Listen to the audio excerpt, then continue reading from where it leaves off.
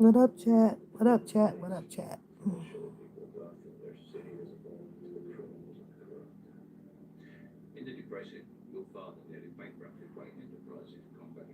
Hi, Miss Denise. Hi. Let me see if I can come on the screen. I'm kind of just, I got some type of sinus something, girl. So, no freaking, I didn't want to sit up tonight at all. But I thought I'd peep in. I'm laying across this bed, relaxing. Stupid sinus or something. I'm like, where did it come from? I've never had sinus problem. Never had sinus problem, but my head is clogged up.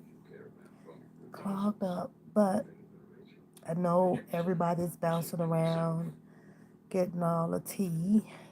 Getting all the tea. Hi, sweetie. Hi, Annie. Hi. You have my mom name. Ann. They call her Ann. But I'm all plugged up, y'all. So I just kind of been relaxing and taking some a leave and a little bit of ZQL. So hi Taylor. Hi. But I see y'all out there. I see everybody bouncing around, getting all the brainwashing um shit, brainwashing. This stuff sounds like it's voodoo or something. So you say you staying out that mess, baby. I just like just this week alone, I literally had to turn on the off switch. Hi, Miss Brown. I had to turn on the off. I had to turn it off, y'all. I was like, okay, the a lot of individuals is on a whole nother different, I don't know, like a different strange level, just strange level. What is this? Hi, Yo Yo. Hi. So, girl, I mean, I'm plugged from here all the way up to here. Like, it's just the pressure. I could take the Aleve and it'll kind of bring it down some for me. But most of all, I was like, I don't feel like sitting up. I'm going to talk to the ladies that come on here tonight. I'm just gonna lay here and chill with y'all, like right here, and possibly try to let me put my bra strap in. One thing I don't like is bra strap out.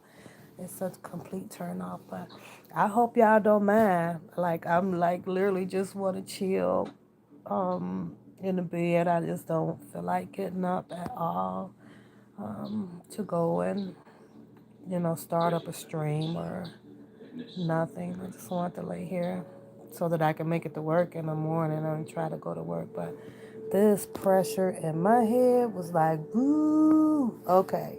Because y'all have to let me know because I could turn the camera off if y'all don't want to see. But I am literally in the bed, like chilling. Just chilling. My baby is over there looking at some movies. We've been watching some movies today. And then she helped me finish braiding up my hair today because my strength level was like, but enough about me, y'all. I'm going to be okay. I'm a soldier. I'm a survivor. It's just a little pluggy today. That's it. That's it. And I just want to relax. I want to be comfortable. I want to relax while I sit here and laugh with you guys about some of the things or give some of the comments or the commentary that's been going on some opinions on it, some my thoughts on it, and I got one major one. Girl, it's just a whole bunch of, in my opinion, ghetto fabulous ass BS. Just to them it's relevant. To them it's important with the tags and and preparation of, I don't know, the threats and the killings and the going to jails and police reports and all that shit, girl. Ain't nobody got time for that. Look at Miss Denise became a member. Oh, Miss Denise, we didn't have to. You have to give me some time, Miss Denise, to bounce back so I can come back out here and laugh at you guys. Huh? I don't know what you did with the remote. Oh, there it is. Y'all got to give me some time, because right now, I'm just not feeling, you know, um, I'm not feeling their commentary. I'm not, I definitely, it's in my lane with the, I don't believe nothing none of these people says, and that's just my opinion. To continue to kind of entertain it is a waste of time right now. They on a different level, yo. I don't know what this shit is. All I can say, in my opinion, no, I don't find it being anything that would be relevant to Mr. Kelly. I don't. You know where I sit. You know where my position is, girl. I ain't trying to worship or acknowledge anybody of whatever leadership that they want to have. Can y'all hear me okay? Because I really feel plugged up. Like, and you know how it makes your voice sounds crazy? Let me see if I turn this up so maybe so. Y'all can hear me okay? I know it sound weird. I really do. Hi, Shannon. What up? So, I don't know. I think I kind of want to give my opinion. I don't even know where to start. It's like so much. I don't care about the fights, so that you guys will know that. I can give two shits less about that, pretty much. I have to be honest. If it was a paddy wagon came by and swooped them all up, I wouldn't give two damn shits. None. I ain't gonna lose no sleep or ain't gonna skip a beat in my life at all. So at some point, I guess it was entertaining, but now it's just not so entertaining anymore. I don't know if it's because it's like repetitious. Like, okay, you hear that, I heard that, okay, we heard that, okay, we heard that, and now it's like, you know what? I think I just kind of want to sit back and just wait for it to happen. I'm just, okay. Let me. That's what it's gonna be something to talk about, though, for real, when something actually happens. But right now, this shit right here, I'm like, oh hell nah, brainwashing. But I think it's like three things that I kind of wanted to touch on. One of them is a question, though. One of them is a question to you guys. I do follow Justice for RK on IG. I follow everything that that person's post is up. I don't know if it's a female or if it's a male, so I'll just say justice for RK. Um, I also follow, what's the other guy name? It's another one out there. Post up some really good information. Justice RK, Justice for RK posted up on the IG. I think it was earlier today, right? Okay, you can hear? Okay. So you renewed it. Well, thank you, sweetheart. I appreciate it. I'm coming back though, Miss Denise. You just gotta just bear with me. Give me some time. But this past week, I literally had to turn it off. I'm like, no. Um, I have Pacer. I'm up to date with what's going on. I know that it won't be a response coming from the judge or whatever until later on this month. So I follow everything. I follow what is important right now as opposed to what's not so important right now. So, hey, Butterfly. There's Harlem. Hey. So, Um, yeah, follow Justice for RK, and he posted something up interesting today, and it was about the Minnesota case that's coming up, right? I gotta sneeze, so I gotta sneeze. So I'm like, okay, that's cool. So I was doing the dishes and I clicked on whatever came up in my stream, and of course, it's always Old Bookham Boy, right? And one thing that I find peculiar about him is that he will he's either getting sent the information about a particular person, or a particular person may be coming up in his timeline that makes him click on it as well to see what he may be interested to rebuttal on or not. Um, Justice for K been posting about the Minnesota case, and he made something clear to everybody that is following. My nose is about to run. Hold on, y'all. Boopy, can you go get me something, please? Never mind. Yeah, I do. Piece of tissue, or give me a washcloth out the bath, out the linen closet, please. Hold on, y'all. Hold on 1 second. It's like there it goes. When I'm laying down, I was doing okay. I set up and now my nose and everything wants to start running.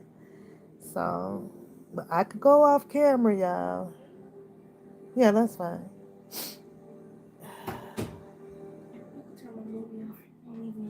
You leaving now? I told you. You can come back in a minute. Okay. My baby said she going to her room, y'all. She's like, oh, you finna. Huh? Okay. Batman Begin. You probably already saw this. Oh, okay, whatever. So, yeah, Justice for RK posted something very important, and it was the Minnesota case. How many of you guys caught that? You guys watch his post or her post? Because I don't know what it is. Who is the R. Kelly Jr.? I don't even know who that is. I don't know. So, right. So, and I'm sitting here and I'm thinking to myself, well, okay. To me, it should have been a very important question behind what Justice for RK had posted up, right? About the Minnesota case. And he left it out there like, okay, oh my God, Mr. Kelly still has his case going on in Minnesota. He made it clear that if no attorney shows up to speak on Mr. Kelly's behalf, that there could be a possibility of an award for $4 million to the alleged accuser up there in Minnesota. $4 million. If no one put a writ in of his defense, probably asked for, put a motion in or something up there, whatever, to ask for an extension on it or something. Nothing is being acknowledged on Mr. Kelly's behalf, according to Justice for RK. Documents or information that he or she may have recovered. So I'm going, wow, okay. Now you guys keep that in mind, okay? I'm just trying to point something out that just brought some conspicuously um, amongst me today in my brain while I was standing doing the dishes, and it had just dawned on me. So, like I say, I strolled through it and book on my old video, I guess yesterday or whatever comes up. So while I'm doing the dishes, I was like, well, let me hear what he has to say, because I have not been following pretty much hardly anybody for this past week. It was the energy. And I'm like, no, to get away from that. You know, if I ain't laughing about it, it ain't good to me. So I got to go. So I clicked on him and I noticed that, of course, like I say, someone must have sent him something to rebut on, or he searches himself to find things to rebuttal on. It was a video that was done by a YouTuber. She goes by, I think, Lady D or whatever. She's been out there for a while. She just pops on here and there. I usually catches her too, here and there, right? Very pretty lady too. She's a sister. I love her hair. I love her energy. And she just tries to tell what she has heard or anything like that, right? Probably without pulling information or whatever. Most people just pops on, and if you heard it and you think that you're hearing it from a trusty person, meaning that it's a person that is probably blogging or, YouTubing, creating periodically or, every day or so for a few minutes. So she had grabbed the information and she put the information out that Mr. Robert Sylvester Kelly case was dropped in Minnesota. Okay. Now I understand that Bookham tries to come back and clarify and clear a lot of things up. I understand that. Okay. But I'm past that shit. So whatever. But hey, basic. Hi, sweetheart. So um,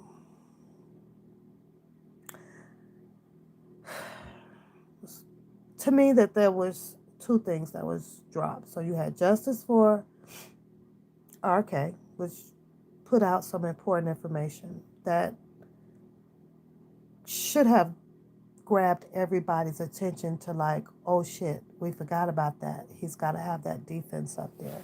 Or who will be the defense up there? And I'm thinking, okay, well, let me search around. Maybe I'll find something where somebody might be talking about it, right? And, couldn't find that. But, of course, Bookham had to go and be political correct on that lady, Miss Lady D over there, about the information that she had dropped and correct that. Okay, so it's corrected. And now everybody is aware that Mr. Robert Sylvester Kelly, Minnesota case is left vulnerable right now. Has to have um, attorneys up there or somewhere to speak on his behalf so that this alleged accuser does not get awarded this $4 million in which she seek. But then as I sit out here and I can hear the rebuttaling coming back and forth with cousin Levi and the Bookham guy, right? And I'm saying to myself, well, how come no one in the chat, since if you ask me, in my opinion, that they are declaring to take on this primary leadership for Mr. Robert Sylvester Kelly. Seems to me that they are declaring to have that position. One based off of one is alleged is the cousin, and nobody else apparently out here knows as much as he would know because he is allegedly this cousin of Mr. Robert Sylvester Kelly.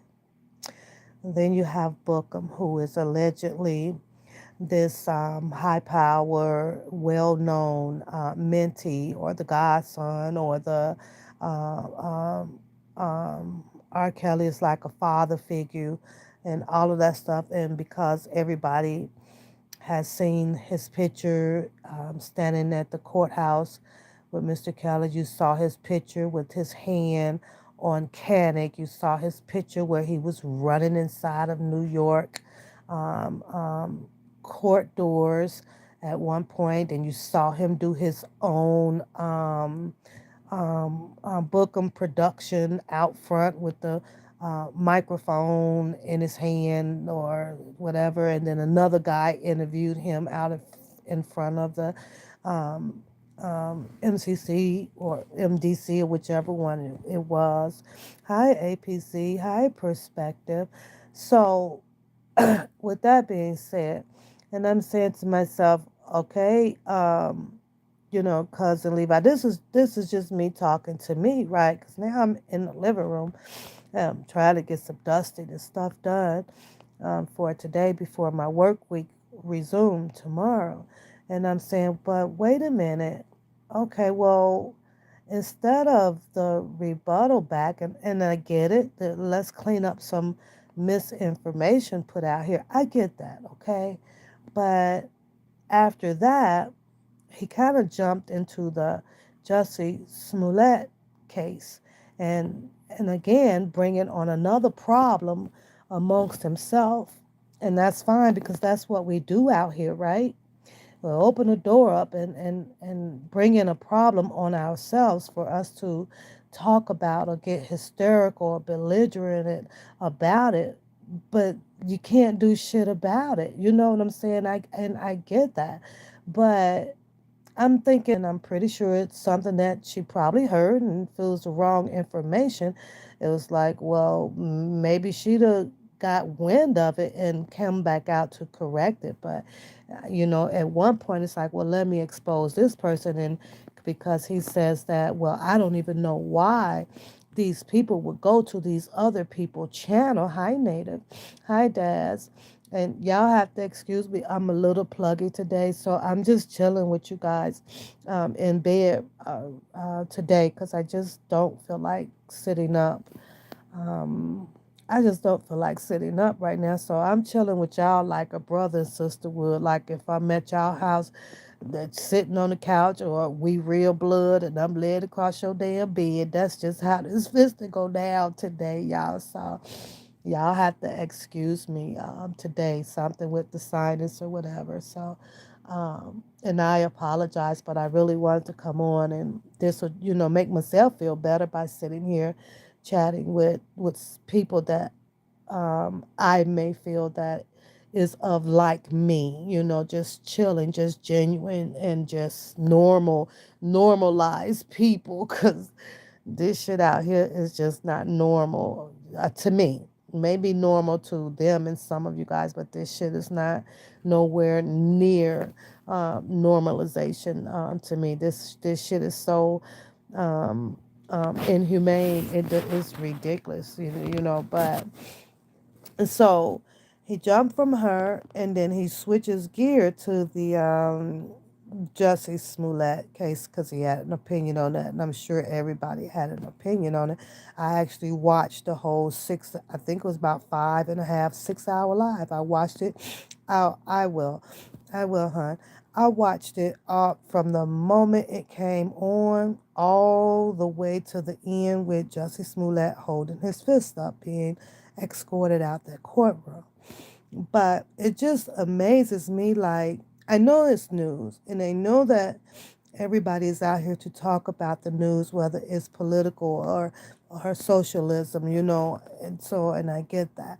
But, when it comes to, I guess, the Bookham guy, and this stance that he declares to take for Mr. Robert Sylvester Kelly, this fight over this big leadership, because a point has to be proven about who knows him and who doesn't know him, or who's related to him, and all, and you wasn't there and I was there, and all of this goddamn bullshit that's just so irrelevant, because at the end of the day, it's still Mr. Robert Sylvester Kelly that's incarcerated by himself at the end of the day. And I don't care how they snowball the way they do.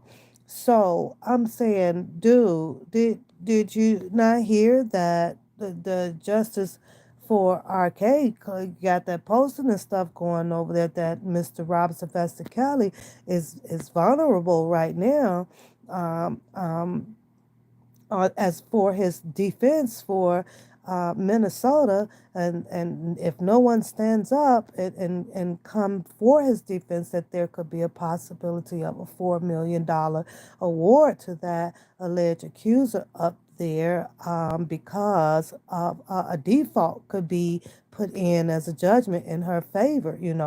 So I'm sitting here and I'm waiting and I'm thinking, well, now hold up, because you have two of the loudest advocates out here for Mr. Robert Sylvester Kelly, right? And I'm thinking, I'm literally like waiting on them to like announce that, no worries, we got this. What? I mean, put a one. I just gotta ask y'all, don't you guys think? because it's coming up on what, 3 years right now, and I'm going to tell you why I'm putting a one in the chat to my opinion, to my question right now. It's because they became the loudest advocates for her, for him. They became, I probably should add Sharon Winbush with them. Those three are the loudest. They're demanding to be, these people for Mr. Robert Sylvester Kelly. You said they let them on their platform, but to hear Bookham come out and say, I don't know why y'all keep going to these people platforms, which meaning that his platform is the only one that you guys should be at, or the cousin Levi platform is the only place where you guys should be at to receive information on, right? So, and I'm like, okay, that's a bittersweet understatement or whatever, be why do you all go to these people platform? Well, you know what? I'm like, I declare freaking war. Let's see if I like to see, to be honest with you guys, these three people, go put the attorneys out there over up in Minnesota on that man's case. I like to hear them announce, kind of like how um, um, um, Don Russell does. And I'm just hypothetically speaking. Don Russell came out, said that he had the according to Booker, the Nick attorney for what's his name, Nix, right, or something like that, for the Minnesota, but he didn't even pull it through. But if you're sitting here and you know that, okay, Don Russell may have failed or didn't pull it through for the attorney for the Minnesota, then why ain't you got one? I'm just asking you guys. Hi, Poo Poo. Why? Hi, Hill. I see you, and Lisa. Hi. Why doesn't he have one? Why? It's almost like you and cousin Levi and Sharon Bush.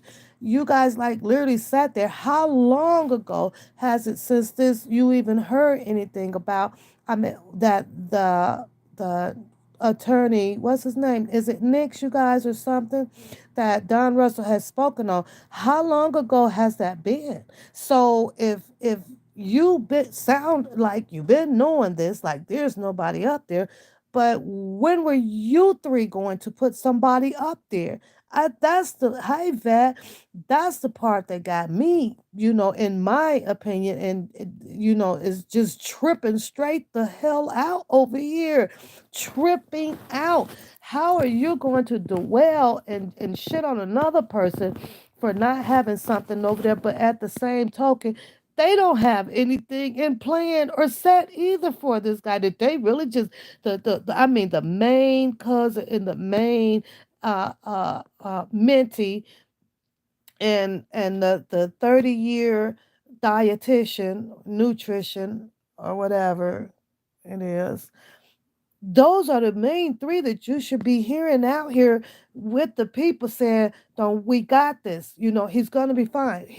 We got this attorney for him, or we got this." You don't never hear no shit like that from them, at all. It's as if like they just point fingers about who is saying what, how it is said, why it wasn't done, and the reasons that it wasn't done. And it makes no sense to me when you can actually trump over what the hell you're saying. Why isn't it done? And who did this and who did that? Why aren't they trumping up over this shit and then go run the whole goddamn ball game? Just go do it. It makes no sense to me. None. And I was like, man, I'd be like, let me turn this shit off. Because we're gonna talk about some Jussie, and I have my opinion on the Shabazz update with this whole mask thing and stuff. I'm over the hill, asking, well, why now? Who gives in my opinion, like why? Who gives a crap about asking why now? The damage has been done. The damage is done. Seriously, the only thing to wait for now is to see and to pray. What the heck is that attorney Jennifer Bonjean got up her sleeve? What type of chess move is she's going to be able to do, or and how well will she pull out the miscarriage of justice to this appellate court? That's pretty much where I stands out here. But this debacle of this other shit, y'all, is it's buku crazy, and I've come to the realization, with me, that makes it now easy for me to be like, okay, turn this shit off, is because that's all you have been hearing is like their position is just what to be out here debunking what everybody else may be saying or whatever. You would think that, well, you know what, instead of trying to blast that Miss Lady D out, like, when you gonna get over that shit? Aren't you gonna could have sent her a comment and said, well, no, that's not right. Here's the information of what's really going on, but this shit is bizarre. Let me see what y'all saying. Let me start sharing, folks, how to spend their money, why she can't obtain an attorney. That's facts, basic. That's facts at all. That's straight up facts. But I don't see it, and I'm not here to tell you guys what you are seeing or suggest remotely what you're not seeing. I'm just saying what I see and how it is seriously becoming a turnoff. This shit is bizarre. I know that if I'm a mentee and I'm goddamn cousin or whatever, and I'm trying to put myself in a position of leadership to be out here as a spokesperson or whatever for Mr. Roberts and Fester Kelly. I'm pretty much gonna do damn near the way Don Russell has done. And listen here, y'all fall the fuck back. We got some people coming into play for this. But you don't never hear a solution with these guys. You never hear a solution. You have the leadership. What is the goddamn solution? What the solution is for everybody to just shut the fuck up? Well, that's not a good solution. That's not a well put plan because people are not going to shut up until they see action coming from a leader. It just doesn't work that way. I'm like, what fucking hell is this one? What hell is this here? Because this is some straight up fucking hell. Who shuts up when you do not see action from a leader or from or alleged mentee and things? The only thing that you're getting is receipts on their allegations of whom they say that they are. But in reality, who's out here for them? Who's out here for them? Let me ask you this: who all came out here for them? Or did you people come out here for Mr. Robert Sylvester Kelly, or who? I mean, the shits and giggles. Yeah, that's fun and it's laughable, but at the same token, man, I was like, look at all of these. I have to be honest. Look at all these goddamn people putting these people up on these pedestals for what? I like, huh? But that's gonna always be my question, probably to the end, end of this road. It's gonna always be that question that sits in the back of my head, like, who? Huh? That's all I be saying, y'all. My eyebrows should be stuck up here, much as I raised them up, and be having these internal questions amongst myself. I'm like, this is straight up bizarre. He can call out, or Bookham can call out everything that Don Russell has failed on everything, but he hasn't called out on anything that he has done. Like, okay, what did you even take a shot at doing? I but they'll tell everybody, well, it's what's his name? It's cousin Levi and Bookham classified. Like it's all classified, and if it is, then I guess it is what it is. I don't understand. Well, I do. I understand it, but it's just it's each man for themselves when it comes to utilizing your mental thoughts and things. But and you say his Levi subs last time I checked. The feds are not for Hillary or the Homeland Security. You say you think that he blasted her because of who she said she got her. Oh, okay. All right. Well, I see. I see. Well, and then he kind of goes on and he jumps into the Jussie Smollett. Is it Smollett? I'm not saying that the way Dave Chappelle says it, or it's Jesse or whatever, right? I actually watched the whole thing, you guys. The whole 5.5, 6 hours. I sat there when they took 5 minute breaks and everything. It was pretty interesting. Um, I understand Bookham's message, certain extent,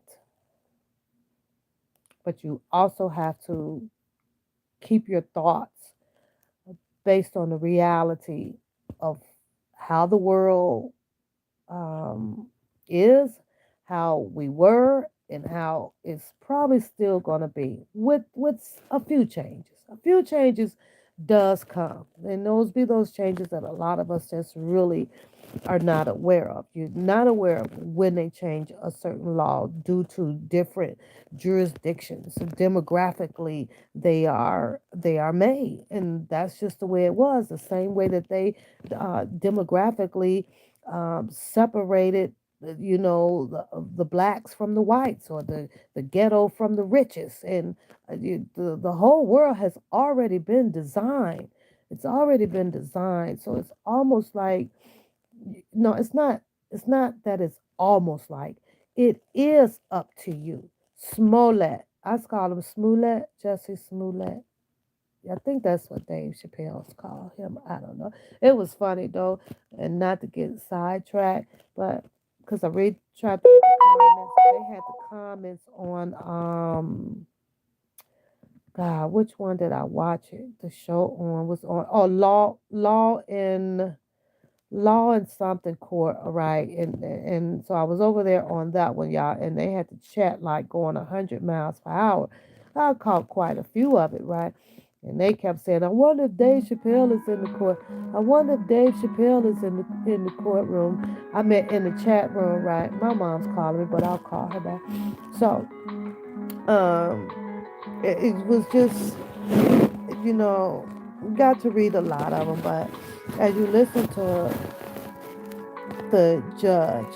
And of course, you're gonna click on YouTube after that, and it's at least 50 different titles. The judge scold this person, Judge Jesse out, and this happened in the courtroom, and this happened in the courtroom, and this happened in the courtroom, and those are just normal reactions due to different perceptions of what we perceive as individuals, right?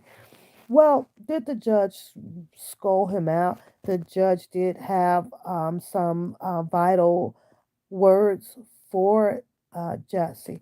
And what triggered the judge to say what he said had every bit of doing with just Jesse Smollett premeditating is what he analyzed about Jesse. So it kind of infuriated him a little bit with the audacity of these attorneys, the defense and everything after his testimony, after he gets up there and he runs his testimony and try to tell the judge, right? Well, keep in mind that you said this.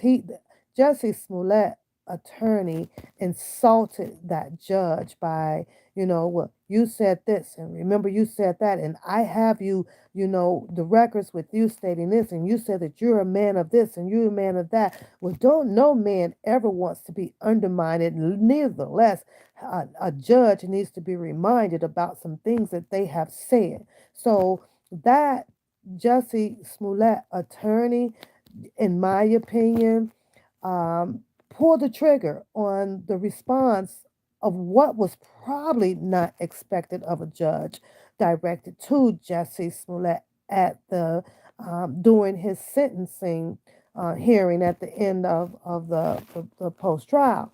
So they they were to take blame of that one, in as Bookham stated over there, is because of this high power leadership or affiliation that Jesse Smollett may have out there, one dealing with certain people in the Empire movie, and those people end up with good jobs, a production uh, um, person, or this person, probably by word of mouth, and give him this job, and it all comes down from, we all know the what's her name, Kamala Harris, and then part of um Kim Fox, and what's her name, Chi Cheong, the Latino, or the I don't know what she is, the China lady or whatever, that was up under the Obama's administration with Michelle Obama and all of those people. Yeah, those people hold very high power seats out there, and I guess you can nominate them, give them they claim of stake of this uh, uh, elite. I'm wondering if the elite has different levels, different stages to it, and if so, then I guess you would have the presidency of the elites and the secretaries of elites and so on and so forth, right? But he addressed it.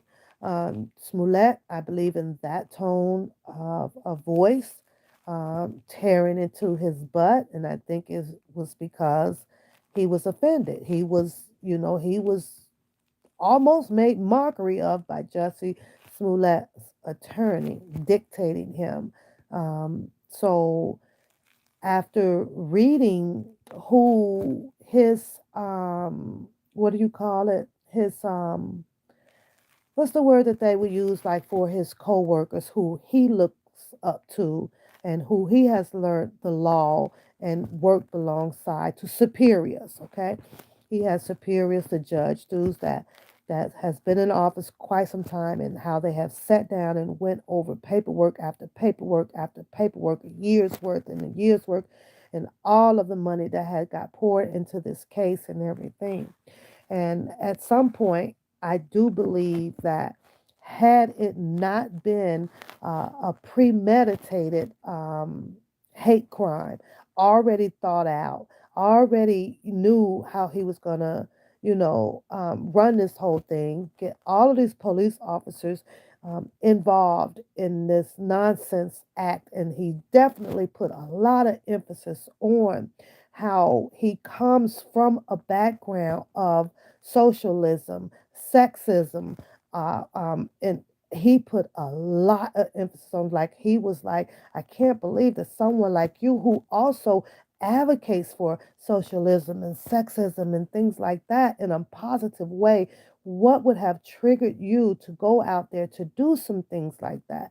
So he emphasized to Jussie Smollett that because of your premeditation, like, you had time to not do this, but you also spent a lot of time into doing it. What would have triggered you to do so?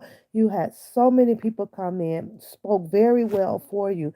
He received a lot of character witnesses, letters, and a lot of people came to the courtroom and stood up there and read these letters before this judge on behalf of him, including the production, one of the production managers that work alongside Jesse doing the filming of Empire, right? Mind you, I've never watched one episode of Empire. I have no idea what the show is about. I'm not a big TV fan.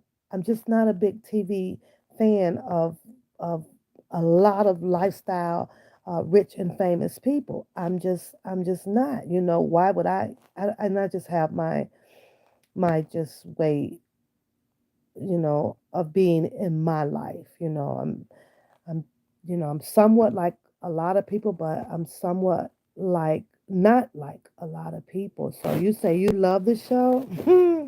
Like I say, I don't know. I can't tell you no characters. I just never ever clicked on it. I can't tell you shit about Housewives. I can't tell you shit about the none of I just don't. Hi, Cassandra. I just never found interest in those things. I always felt that a lot of TV. I'm gonna tell you, when I left TV, when I used to rock real hard with TV, and that was with All My Children or Days of My Lives, One Life to Live. After that shit, I left TV. It's like, man, this shit is such brainwashing. This shit can literally have you living in someone else's shoes, and I didn't. I wanted to make my own path, make my own way, be my own free thinker. And I didn't want to have to rely back to, oh, I remember when Erica did this with Adam and Chandler, so maybe I could try that away. I didn't want those people to be any type of mental source for my life. It's like if I'm going to do anything, whether if it's a good or I make mistakes throughout my life, they're going to be because of me, like not because of what I've seen or what I've heard or case like that. Now, have I sat down and watched how the Birdcage sing, or read Maya Angelou books, or what's the other lady? A lot of the other books. Can't think of them all right now. So many, right? Then yes, I just make different choices, I guess, than others. Entertaining, it just seems to be so brainwashing to me, but my lips are so chapped right now. But anyways, so that whole post trial, for Jesse Smollett sentencing hearing, yes, according to the way I hear certain people explaining it, especially with Bookham and Cousin Levi called in and had some things to say about it. Yes, it can be perceived that way.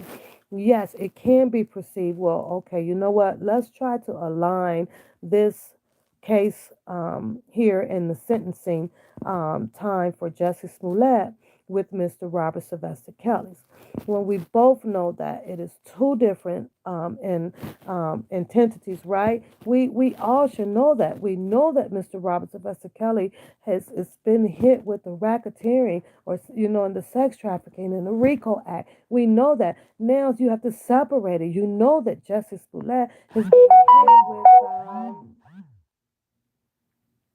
hit with the hate crime, right? So I can't understand, just because you have these elite people up here, right? And somebody might be paying down somebody else or telling somebody else without pay that this is what you would do with this case and this is how you would do with this case. If we put the picture out there, yes, it will definitely appear to be some disparate treatment going on here. But at the same token, how do you judge this according to the law? And this is exactly what Jennifer Bonjean is basically telling everybody. You have to go by the charge and the freaking law, not by your feelings. Our perception will definitely put us into these deep feelings to where now we want to be judgmental about, you should have done this one with this one. Well, you did hit this one like this one. Guess what? Every shoe don't fit, one size shoe don't fit every man out here. And I'm not saying that to be saying that there was some leniency for Justice Smollett, then there should have been leniency for Mr. Robert Sylvester Kelly. What I'm saying that is different people, different laws, different charges. It's just, it's gonna always be different. I get it that Kim Fox may have had her hand in it, or Camilla may have had her hand in it. Well, yes, I'd be damn sure they could have had their hand in Mr. Kelly's situation in a positive way so that he can have a fair trial.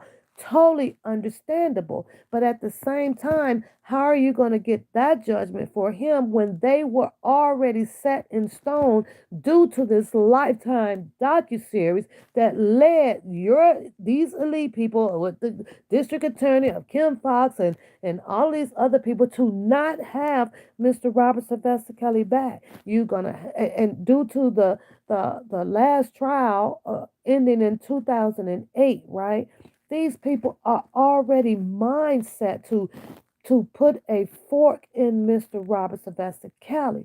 But what kind of fork did they use against him? Ones that has dealings with the law.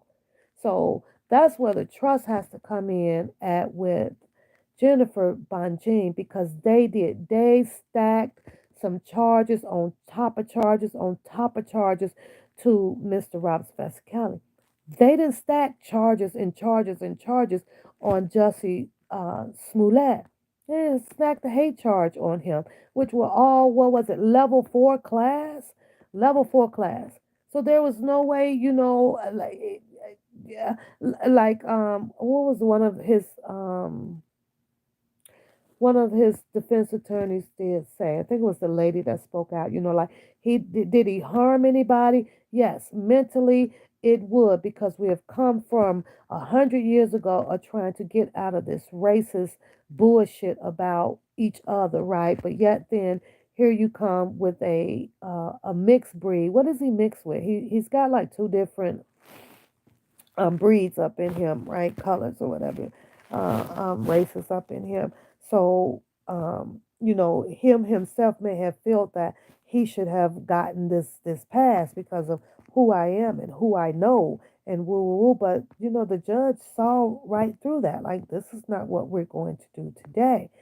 So they hit him with what was it, five charges at a level class level four. So now we have to go look at the law and see what exactly in how many years, where each one of them technically, according to the information was put out, was only going to carry a minimum of 1 to 3 years, according to his charge at a level class level four, right? That's almost a freaking goddamn misdemeanor. You know what I'm saying? So, but as opposed to what they hit Mr. Robert Sylvester Kelly with, based off of all of these allegations, that thread from the Lifetime docuseries, and everybody pretty much now knows who all came up under that umbrella of the Lifetime docuseries. Not only just the Lifetime docuseries, and I know Shabazz says that his movie is out there for people to perceive it however you choose to perceive it. But in my opinion, his perception of what he put out with the presidency and from the commentary that I sat and I listened to very, very closely on, right? And the things that he stated, that was Shabazz admission on this one, that, with Mr. Robert Sylvester Kelly, um, um, agreeing that he wanted to do his own documentary, and a few people, came a running or whatever and was trying to get it to put together for him, including Shabazz himself, with being the head, I guess, the head production of the thing, with some more people inside of his camp bumping heads on it. Shabazz now has dropped information out here that in his belief that he believes that other people in the camp, um, they was down with a documentary for Mr. Robert Sylvester Kelly, but were they down with him, or were they just up in there as a mole or whatever to see what was going on, and then sneak off to go and do their own production documentary with Mr. Robert Sylvester Kelly. So I think that what I was hearing in his tone of acquisitions of words when he spoke on that is that he like, I don't want to use the word bitter, but I think that it was like, like fuck that, well, fuck that. Well, before everything can come to a head about Mr. Robert Sylvester Kelly's documentary, for Shabazz to produce himself and get Mr. Robert Sylvester Kelly words out there, Mr. Kelly got arrested. So everything came to a halt or became a disarray. And everybody wanted to make their own getaway or say things about Mr. Robert Sylvester Kelly in their own stance with their own project. That's kind of what I got pretty much out of that. So I think that Shabazz presidency after Mr. Robert Sylvester Kelly going to jail, not to say that he is biased, but it became biased to the public because he wanted a story. So he took himself and allowed his story to come alive by using the Claries, and the Azrael. And in my opinion, one can only hope and wish that, hey, you should have never put that out here because yes, the majority of the presidency just seems biased. It was their story. It was, and it helped them. It helped the Clarys. It helped Azrael. It didn't do anything for Mr. Robert Sylvester Kelly. But Shabazz clearly states that, he doesn't give a damn about how people may feel, well, if it helped this or helped that person. He just wanted to tell that was his truth. That was his truth. So when I hear that, I'm thinking, well, I'm gonna always still have to stand on, just how I feel about the thing. And I don't think that nobody has the truth until Mr. Robert Sylvester Kelly speaks or he tells his share of what's going on. And if some of what Mr. Robert Sylvester Kelly has to tell aligns to somewhat of what these people are saying, then it's going to have to be, oh well. But I think at this point now, it's like it's up to him to speak now. We didn't heard everybody didn't heard from everybody out here, from Dick, Tom, and Harry. We didn't heard from Dick, Tom, and Harry. We sure have. So it's like, okay, like that's enough. When everybody gonna fall back and now just just wait and see if Mr. Kelly is gonna speak through his attorney or whatever. I don't know. It's crazy. It's crazy. So I done left the chat though. Let me see what y'all saying. Let's see. You say prayers for the back Braxton family. Yeah, I saw that earlier. So the prayer goes up to them. You say Juicy played, he played a part good, and he is a singer. Oh, okay. Oh, okay. Everyday Gemini. What up, girl? What up, Jacqueline? What you doing? I gotta let my mouth dry. I'm biting my lips like crazy. Y'all know they just so chapped. So I don't know. It's just all weird. It's just all so weird. And it's just out of with Mr. Robert Sylvester Kelly being this, you guys say the king of R&B. And I think because there's a shortage, there's an outage where there's just a minimum of 200 to 300 of the same people up under this YouTube sector over here for Mr. Robert Sylvester Kelly. So for the majority of the people out here, the only people that you're getting to hear about Mr. Robert Sylvester Kelly's life is this triangle of just, in my opinion, of bullshit. That's just what I hear. Just a triangle of bullshit. Mhm. I just thank God that I'm not, I can't be brainwashed. I can't be call or to a cult like setting or something because you didn't said this or you got the receipt on that and the receipt on this. I done took a receipt back to the store plenty of times and the motherfucker be like, shit, this shit, fuck you. This shit old as hell. You still got to argue about whether you got a receipt. Every place except for Walmart. Every place except for Walmart. So now you have the what's his name, Shabazz, but I just wanted to give you guys my opinion before I jump to the mask commentary that he did. It's kind of funny, kind of funny, but the Jussie Smollett thing and things, I just you know I am able to see it a little bit differently than the people that are opinionating on it. I see different charges, different um, level classes of what will give him the amount of time that the judge imposed on him. I felt that the judge was insulted first by the defense of Justice Smollett for the things that he was trying to dictate upon a judge. It's a judge.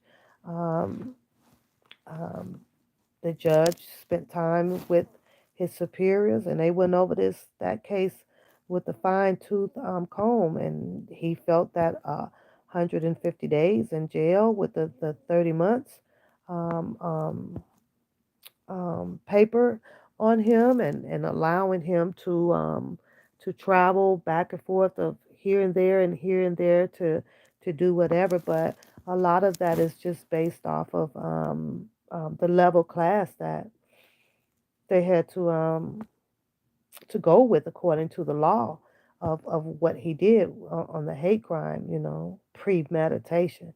Like the judge even emphasized that the two guys, they didn't even get the noose around his neck. He went and put the noose around his neck, and then when he got the knock at the door for the police, he tightened it up even more around his neck. So things like that his Justice Smollett action infuriated that judge to where no. And then the judge sat and gave them the rules on the motions and the time frame of when they had to, how long they had to appeal some things, right? And I was like, well, damn, did they write the motion sitting at the table? Because I promise you that goddamn one of the defense for Justice Smollett stood right up, and it was one of the ladies. It was two ladies. I think it was the black lady who spoke on a character witness letter, and then there was another one, and he stood firmly on it, and he said that you guys have a 30 days or this or that, and that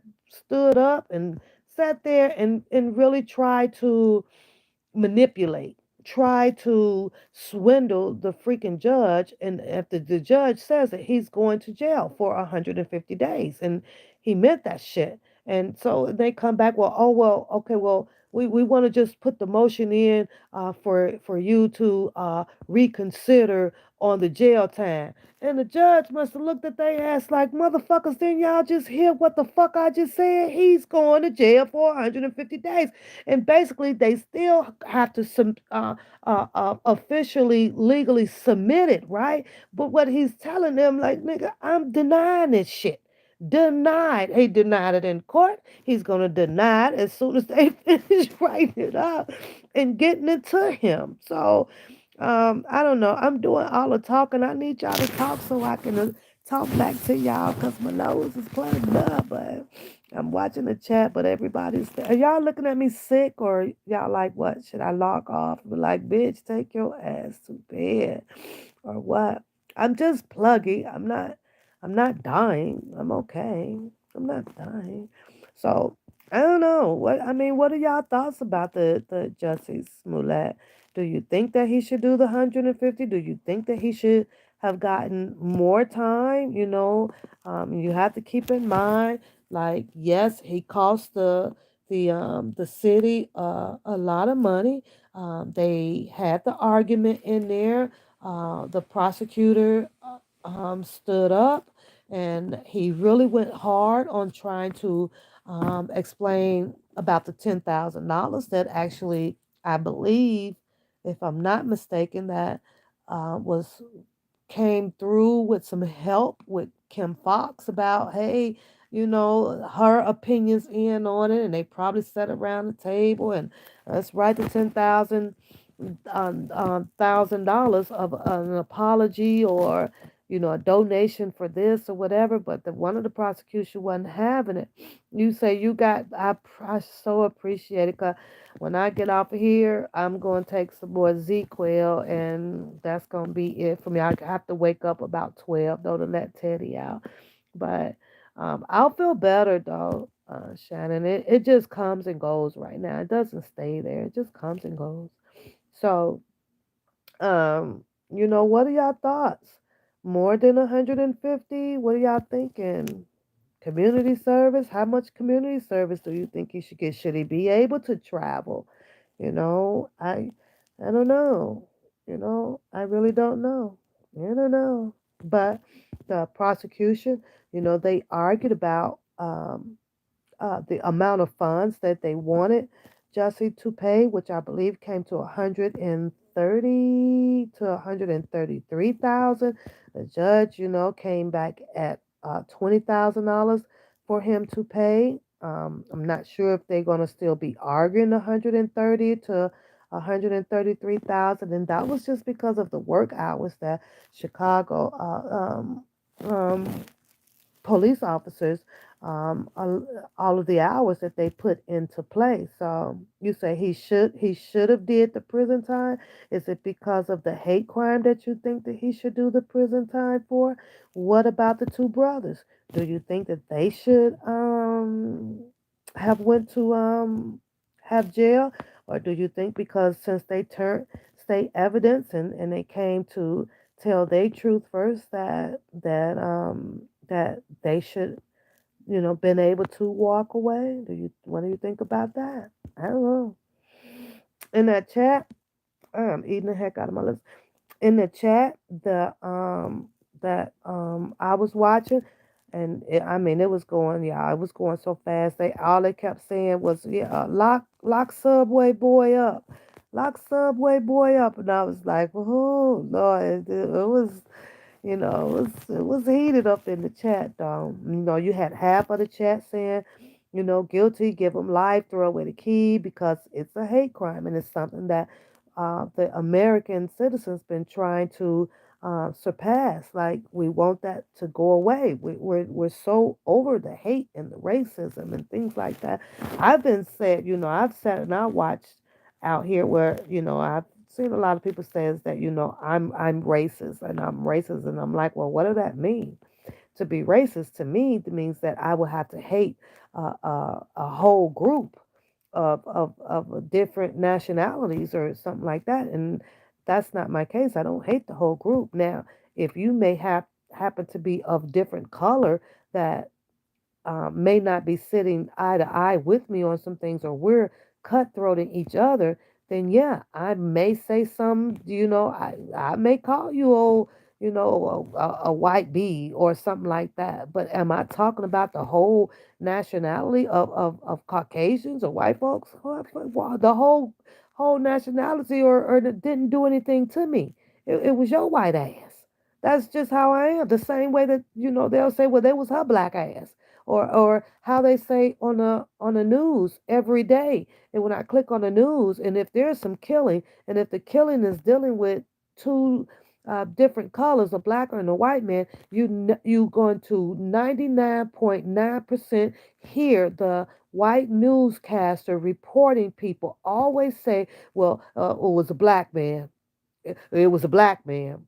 It was a black man. You will probably 30% hear the white news people come on and say, oh, well, one guy was white. Very rarely will you hear that. So is the whole news people on their racist for always saying that, well, it was a black man that killed him. It was a black man. When Trayvon Martin got shot, they used that man. What was his name that shot him? Oh, God.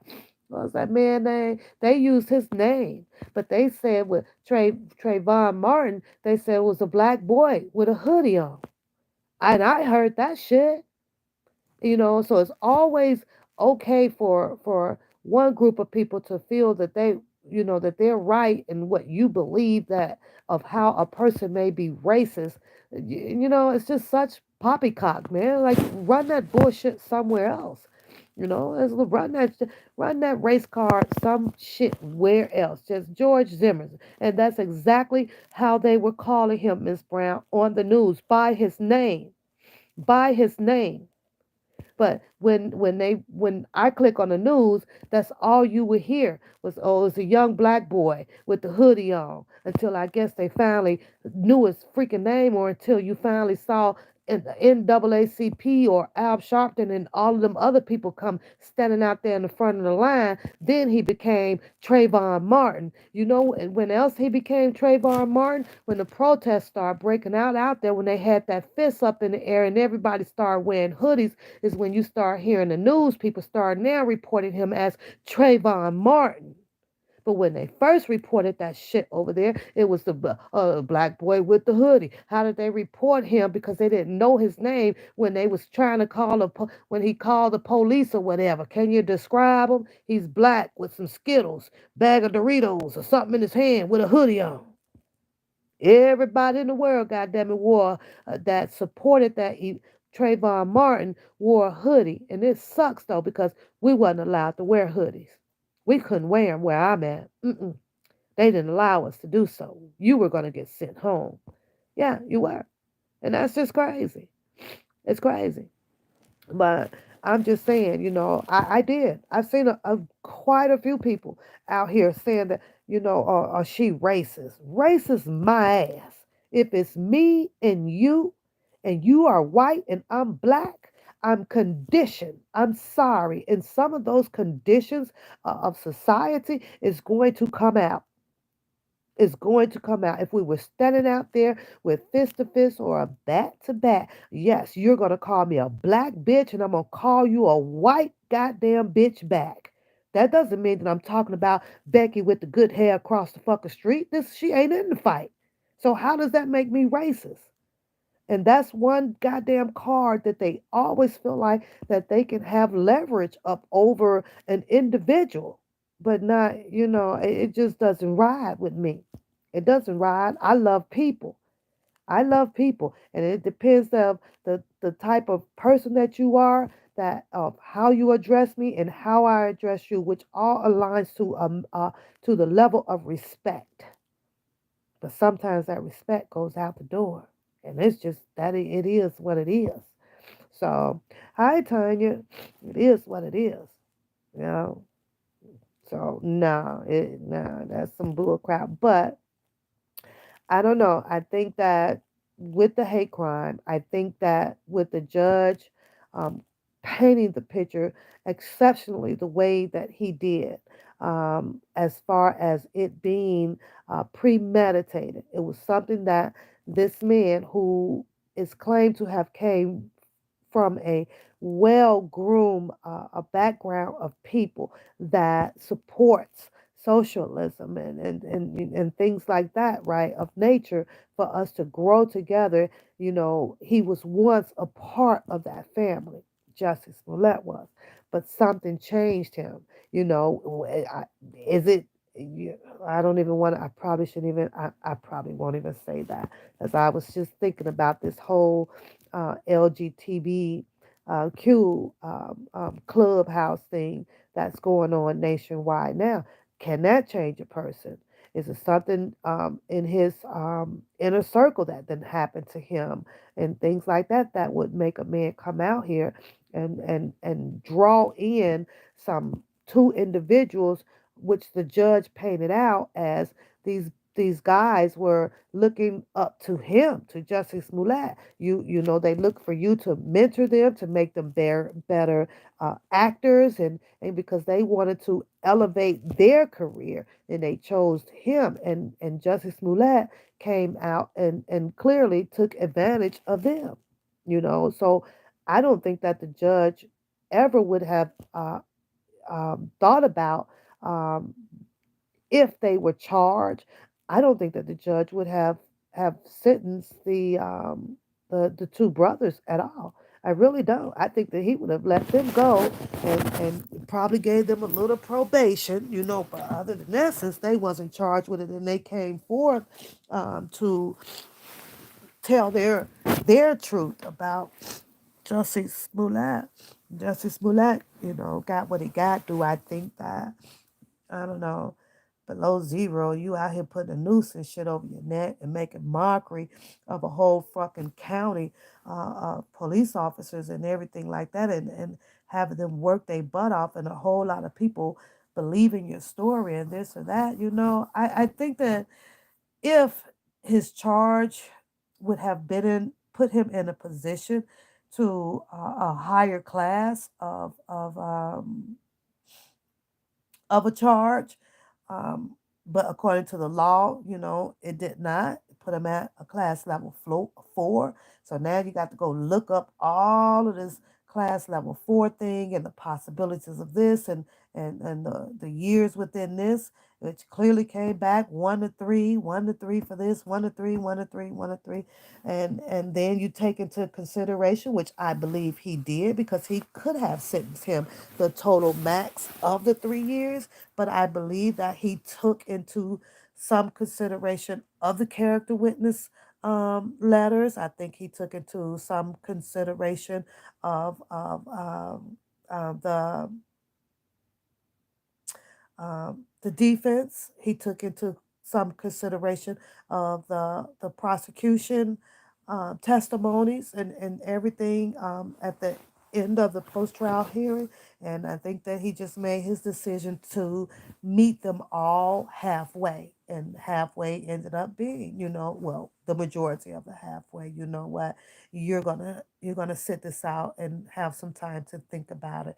Basically, who you know may have saved your ass, pretty much, is who he knew. So pretty much saved his ass, and that's just how I feel about that. But let's talk about this mask thing and Shabazz. Like I say, that's his truth. And all of these stories that are out here right now in a circle of the same people that kind of been out here for the last 2 years. Right now, you're starting to hear Shabazz voicefully and vocally through his podcast, um, um, more periodically than the norm of what everybody was hearing. As I went to go and look at his page, I couldn't help but to notice that he has done quite a few of podcast interviews with Greenberg, his sisters, so on and so forth. And then, of course, his presidency movie, who has quite a few people in his uh, production movie that was predominantly against Mr. Robert Sylvester Kelly. So if you look at it that way, it did come out with the vote of the presidency movie was a bias. It was totally biased. Think I don't think that it gave Mr. Robert Sylvester Kelly a shot at all. And to hear him say that, he was giving was Mr. Kelly the opportunity to first to tell his story, but the unfortunate hadn't happened. This is just my opinion alone. And I understand how work goes out here. I understand what it is when you gotta eat or you gotta feed a family and you gotta pay the bills, and we all can grasp and understand that. But I guess my question that I would ask, if I had the opportunity to ask, right, knowing that Mr. Robert Sylvester Kelly was um, in a bad predicament right at that time, right? What costs will a man pay to actually want to pay his bills, or feed his family on another man's journey of looking at a lot of jail time, or if we look at it that way. And I want to look at it that way. I'm not insinuating that he's going to be getting a lot of jail time, but what price, you know how far will a man go when you know for a fact that with all the charges that came up against him, that it could have been a possibility of Mr. Robert Sylvester Kelly getting that guilty verdict, or things like that. So I was asking myself, well, how much? Let me backtrack, because I believe that Shabazz said, and like I said, I can't quote everybody verbatim. I just can't do that. I have to be playing the video to do so. But he inclined that he had to pay Azarel and Angelo for their part, for their testimony, for their story, for their dialogue, to put together the presidency along with other characters in this play. I'm going to call it a play, skit, right? But I'm wondering how much would he have taken for him to have not put that out? How much would it have taken for him to not have covered this story and just turned away to go be involved in a whole nother story? Why didn't, or I'm wondering, why did he not even choose Jussie Smollett? Why didn't you go down and do some Jussie Smollett? And I get it. It's every man's preference of what brings the interest amongst to them. The second up in the category is, well, which one would pay the most?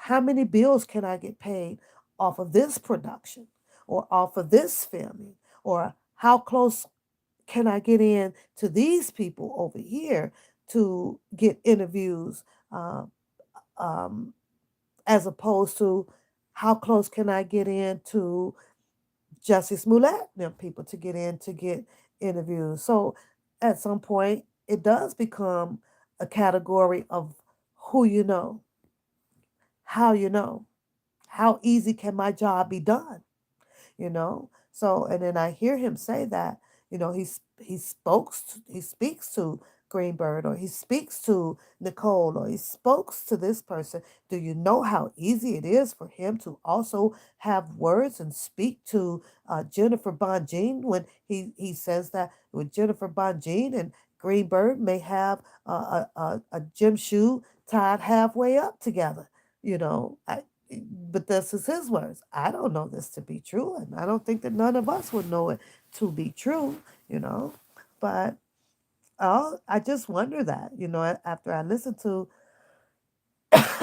his story, I was just wondering, had anybody come to double down on it, would you have taken that amount? Let's just say, as you pay Angelo and Azarel to bring out their story of a biased content uh, against Mr. Robert Sylvester Kelly, that will that have set the perimeter of the staging of the actors to put in the mind of these people out here that, hey, we set them up, or did Mr. Robert Sylvester Kelly actually do these things? Those are the two perceptions, different perceptions that Shabazz helped put out here. But let's just say hypothetically, like, okay, yeah, they both got probably about 5,000 apiece for their bad acting, or some people may say it was an award Academy act. I don't know, but you know, could he have been bought off with 20,000, saying, go away, don't put this out here? Because at the end of the day, to me, with Shabazz, there could have been a number put out here for him, because his goal, in my opinion, excuse me, y'all, was to, make that dime piece. The bills gotta be paid. The women gotta be taken care of, and and the kids gotta eat. So I'm like, well, which one is it? Was it moral over money, or was it money over moral? I don't know. Some things, you know, even though it is your job, what your choice to do, and that was to bring content, or bring theatrical movies out here to the people, and you always ask yourself, at what price? So at the end of the day, after I kept listening to quite a few of Shabazz in a Q&As with various different people that partake or know allegedly about Mr. Robert Sylvester Kelly. It's almost like what price do I pay to sell my soul, regardless of what my career is, regardless of whatever? Because I as well have here in June 25 solid years. But what price will I pay? What part of my soul will I pay to do what these people may expect for me to do because of the public may want this information and want this information? I don't know. That's a hefty goddamn question to ask yourself, especially when you know you got to pay the bills or your kids got to eat or or this is just the way the game goes. If you can't get it from over here, thank you, sweetheart. Thank you. Thank you, Nana. I don't get too many bless yous, honey, but thank you. You just tickle me pink. You just tickle me pink, girl. I don't get to hear that too much. So thank you, Native. I thank you. I, I thank you. I do. So I don't know what you say, Alma. You could say you could say the thing. You could say the same thing about infamous Sylvia, and it's about the money.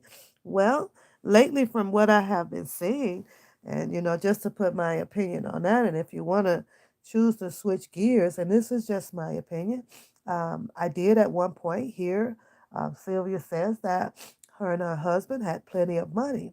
I do. Um, and I don't know. I guess it could have been for entertainment purpose only. I don't know. Or could it have, you know, I've said it, but in a sense, I don't give a damn what people say. We all know that having some money is, you can't have enough of it.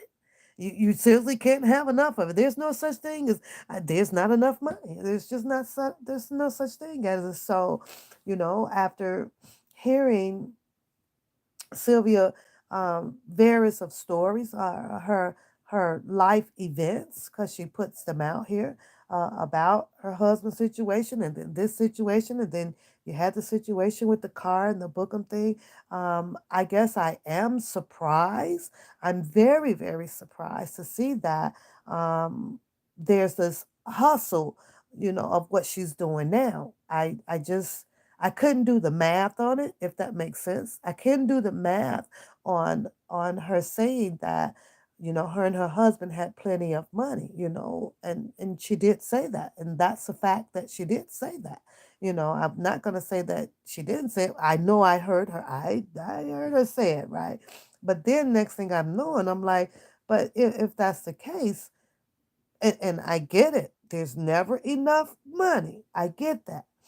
But I'm like, but there's this other extra job that you're doing now, and that takes a lot of work. That takes a lot, to some people, I guess, to me, from what I see a lot of other people doing, because there are people as well, cousins. I have two cousins that doesn't they make a lot of money doing it. I've a friend of mine down in Chicago, and she does it and everything, but they didn't have a husband, and they didn't have a whole lot of money, and they were running short on this bill or short on this bill. So with Sylvia's, I guess, sweetheart, there was just something that just didn't add up to me. Am I to judge Sylvia if she wants to drive delivery food around for 12 hours a day? Then whatever floats your damn boat. But I know with the same breath that I'm not going to tell you that me and my husband has plenty of money and then allow you to see me. I guess unless it's for extra curriculum activity, board or something like that, or just wanting to help the community out, which that's another story, that I'm literally going to go and mentally and physically drain my body out. I know that if me and my husband got a whole bunch of goddamn money, shit, I'm going to Miami and lay on the beach and have a couple of Mai Tais. Shit. I'm just saying, if me and my husband had a whole bunch of goddamn money, ain't no fucking way in the hell I'm finna go be picking up no extra. I don't want to go do no extra work, but different strokes for different folks. Maybe maybe she's bored or something like that. I don't know. I could tell you that if it was me, I'm not going to tell you that I'm sitting over here loaded with no goddamn money, then let you catch me going and burning up $50 worth of gas per week to deliver. No, I just ain't going to do it.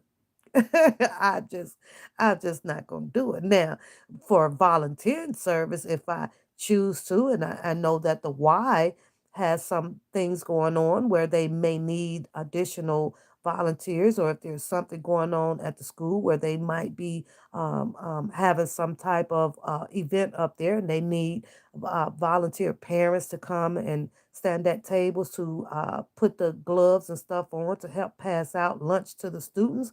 Hey, I may be available for that 2 hours out of every 3 months, but hell to the motherfucking no, hell to the no.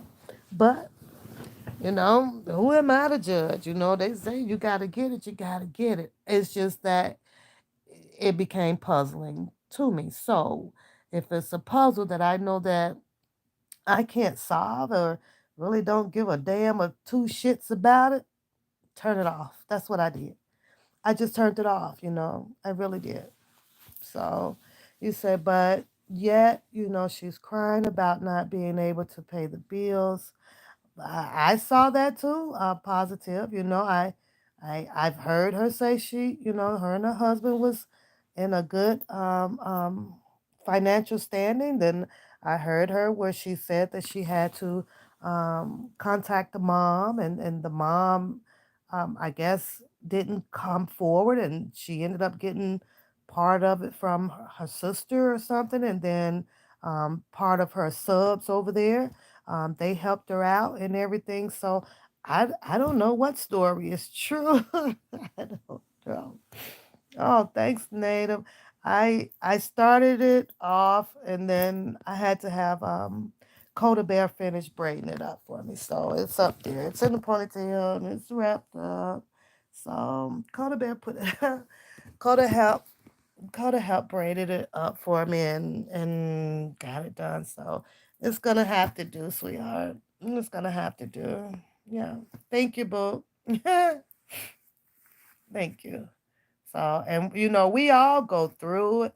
We all go through it, but I think our problem um as American people, as humans, I think what our problem is we jump to the conclusion of being worried about. I think that we worry about being judged first, right? And what we do is that we jump ahead of the gun and we come out and we'll tell the people um she know how to braid the yeah, she does. She has the wig doll stand that she has and mess around with. So she's been practicing on that. So when I'm too tired like I was today, and I started it off, and then she'll come in and she finished it up for me. So, and I'm happy with what she done with it. So, I'm happy. I'm happy with what she done. She did. So, you just gotta keep in mind, baby. We be doing this at home, and it don't cost me much. I thought about going and dropping the 200 to the Africans, but then I was like, you know what? I'm finna get my lazy ass right on there with this stuffy nose and just do one braid at a time and call it the freaking day, girl. It's presentable. It's nice and neat. So, yeah, but she knows how to do it. So, that's what I think. And I think that as humans that we don't push the stop button first. I think that we always aim to appease people first. What do I mean by that? I think that we try to share things ahead of time and to make us look good, hoping that we can gain a lot of empathy. You know what I mean? Oh, okay. You're gonna be all right. And the truth of the matter is, I don't understand why people, I have to use this word, sell themselves so short. Because one thing that we always have to remember, you're probably going through what your neighbor going through, or what I'm going through, or what. So, because we all like either go through it, then been through it, understand it, and everything. So it's like, okay, there's just come out and be who you are, you know. Hell, if I'm broken, a motherfucker, I'm gonna come and tell y'all, listen here, I'm broke, goddamn it, I'm broke. I'm broke. I am. But other than that, if you choose, like I do, to just acquire communication with good people, then you just stay yourself. Good people don't have to come and share with a bunch of people that you don't know your whole personal life story. That's I can't buy y'all with that. I don't understand why people, this is not just on YouTube, like this is like even on the streets. When if I come across some of the homeless people that's out there, right?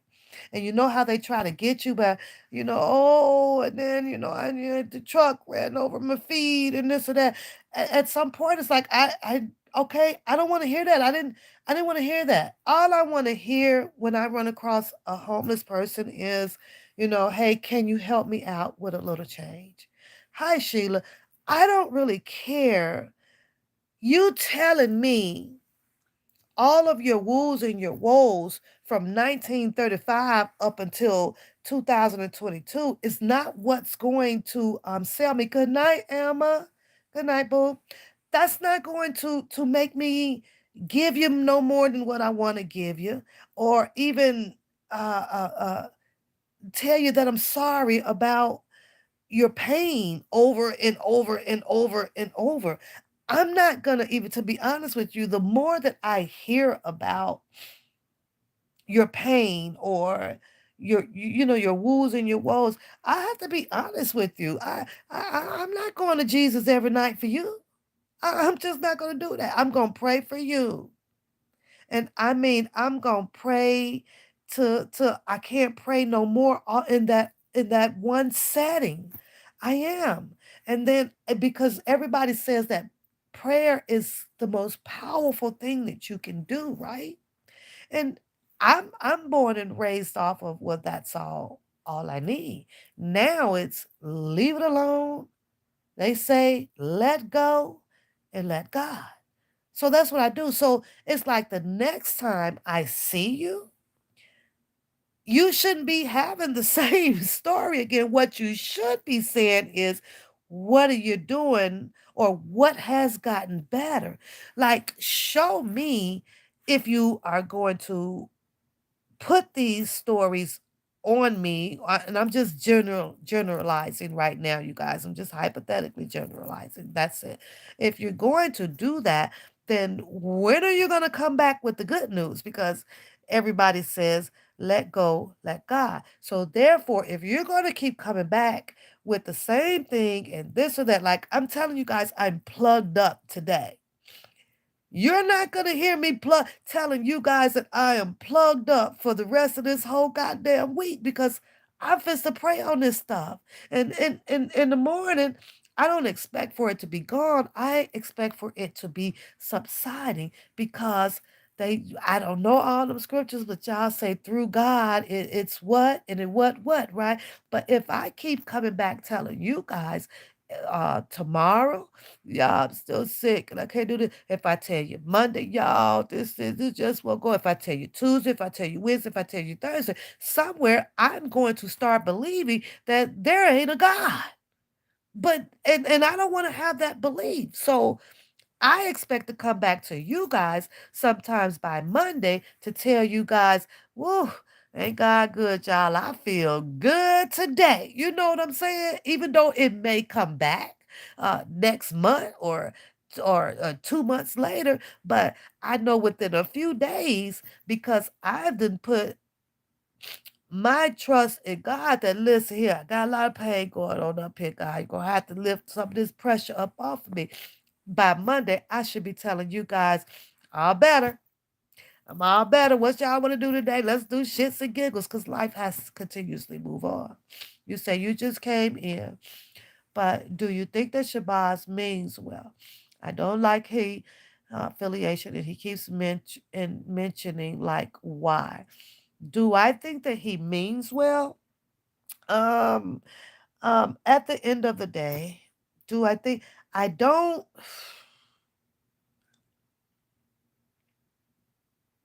that- you got to be a little bit more specific to get my opinion on it. Do I think that he means well, being impartial on what? Is it mean well about uh, Mr. Robert Sylvester Kelly? Mean well about the Clarys and allowing them to put their story out before Mr.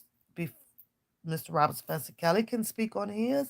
Like, what is it? Does he mean well by the people, by the way that he chooses to express express his entertaining production, analytical storytelling?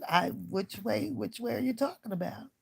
I don't know. I can't be specific with an answer on how well he means because I'll have to be pretty much knowing him personally. I have to pretty much have walked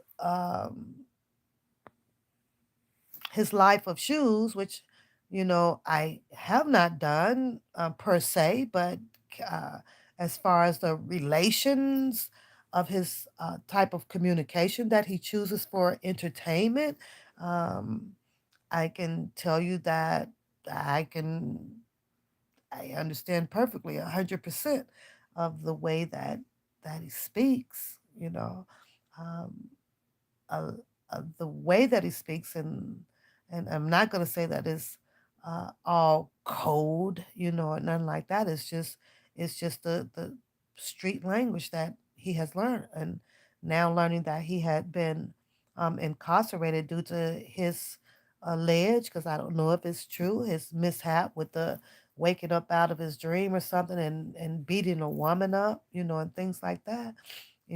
I can pretty much, in my opinion, can say that the the intellectual way that he has acquired to speak and formulate his scripted words.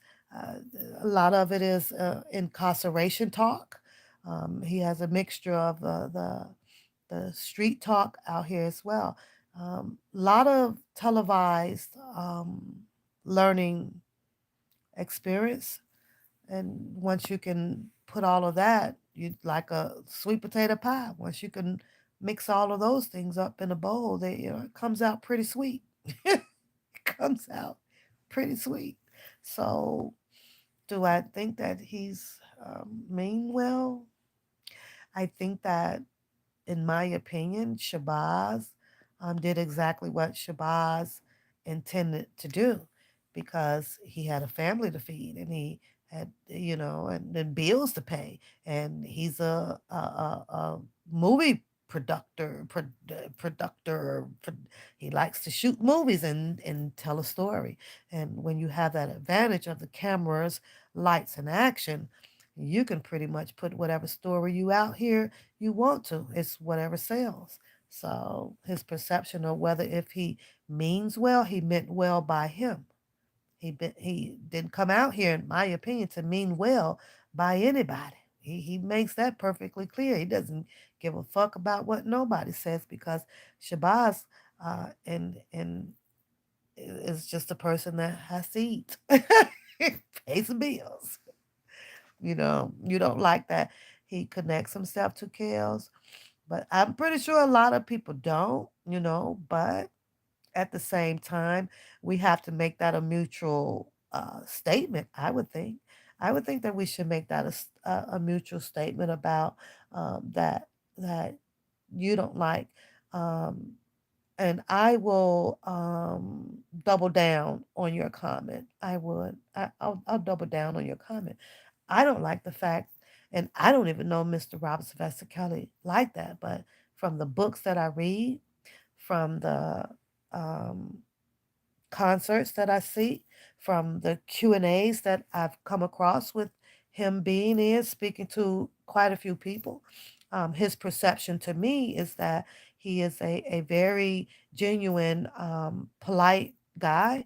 He's respectful of people and their feelings, but this is according to what I have seen, with his suits and ties and things on, even in his basketball gear. Um, I've saw televised things the way he smiles and he's chirpy on camera, speaking about parts of his aspects of him being playing basketball. I'm sorry, playing basketball. So I think that the same way that you think, Keish, I think that I don't like, you know, Mr. Kelly for the part of him placing himself around particular people because one would have expected, after what I've seen and have learned about him, why couldn't you detect the type of people that you were placing yourself around?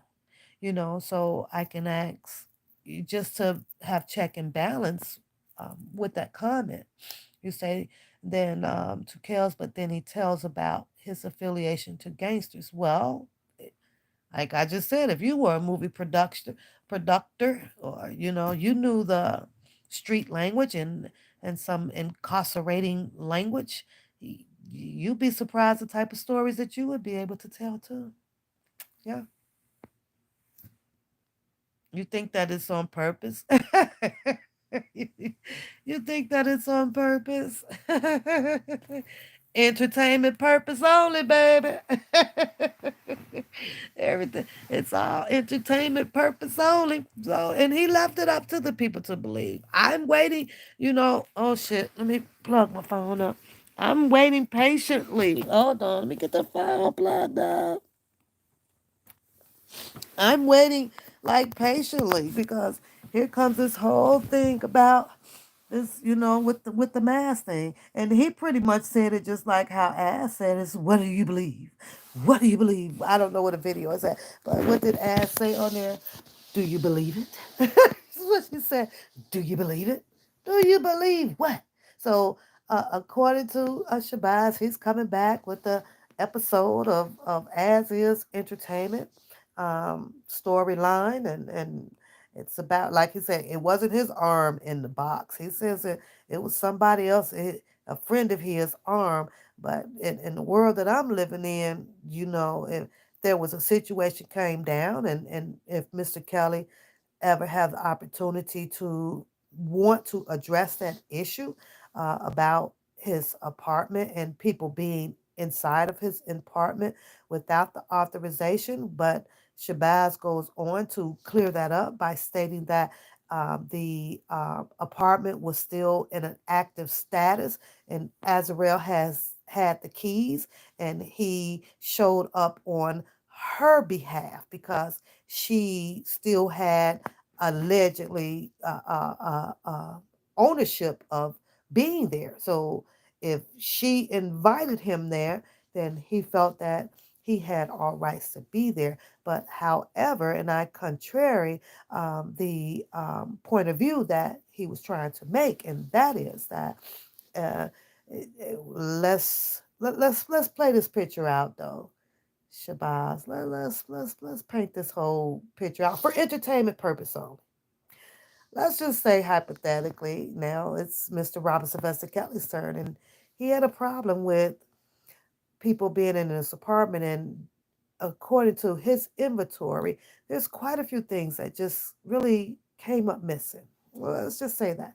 And since he, hypothetically speaking, is paying the rent there and keeping the lights on and everything that, and I get it. And so his name may as well be held up on a lease just as well. Well, it's no different as if I had a roommate here. and I went to the grocery store. But my roommate invited some more people up inside my home. And I noticed that some of the things that I did pay for, that I do have the receipts for, but it's missing. But now, you know what? I'm going to call the police in on this situation here, right? I'm going to try to, give them all of my receipts and everything and wait for a court hearing. But here's the thing with that. It's not just that I'm going to come after my roommate. I'm coming after every single person that was up in my goddamn apartment that I pay rent at. That's what I'm going to do. Now, I don't know what law, it is that would excuse, in my opinion, Shabazz from not getting some type of charge if I wish to press charges because of my things being missing. What I expect for the law to do is hold everyone accountable that I know for sure was up in my place when things came up missing. That's what I expect to happen. So I don't know.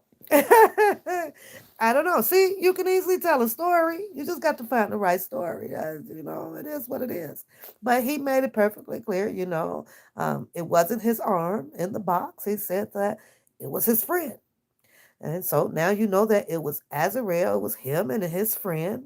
And of course, you had the two security guards that had refused to come on the inside. And they said that, they couldn't help Joy get the awards down. We're not allowed up in here. Now, were they forced up in the apartment?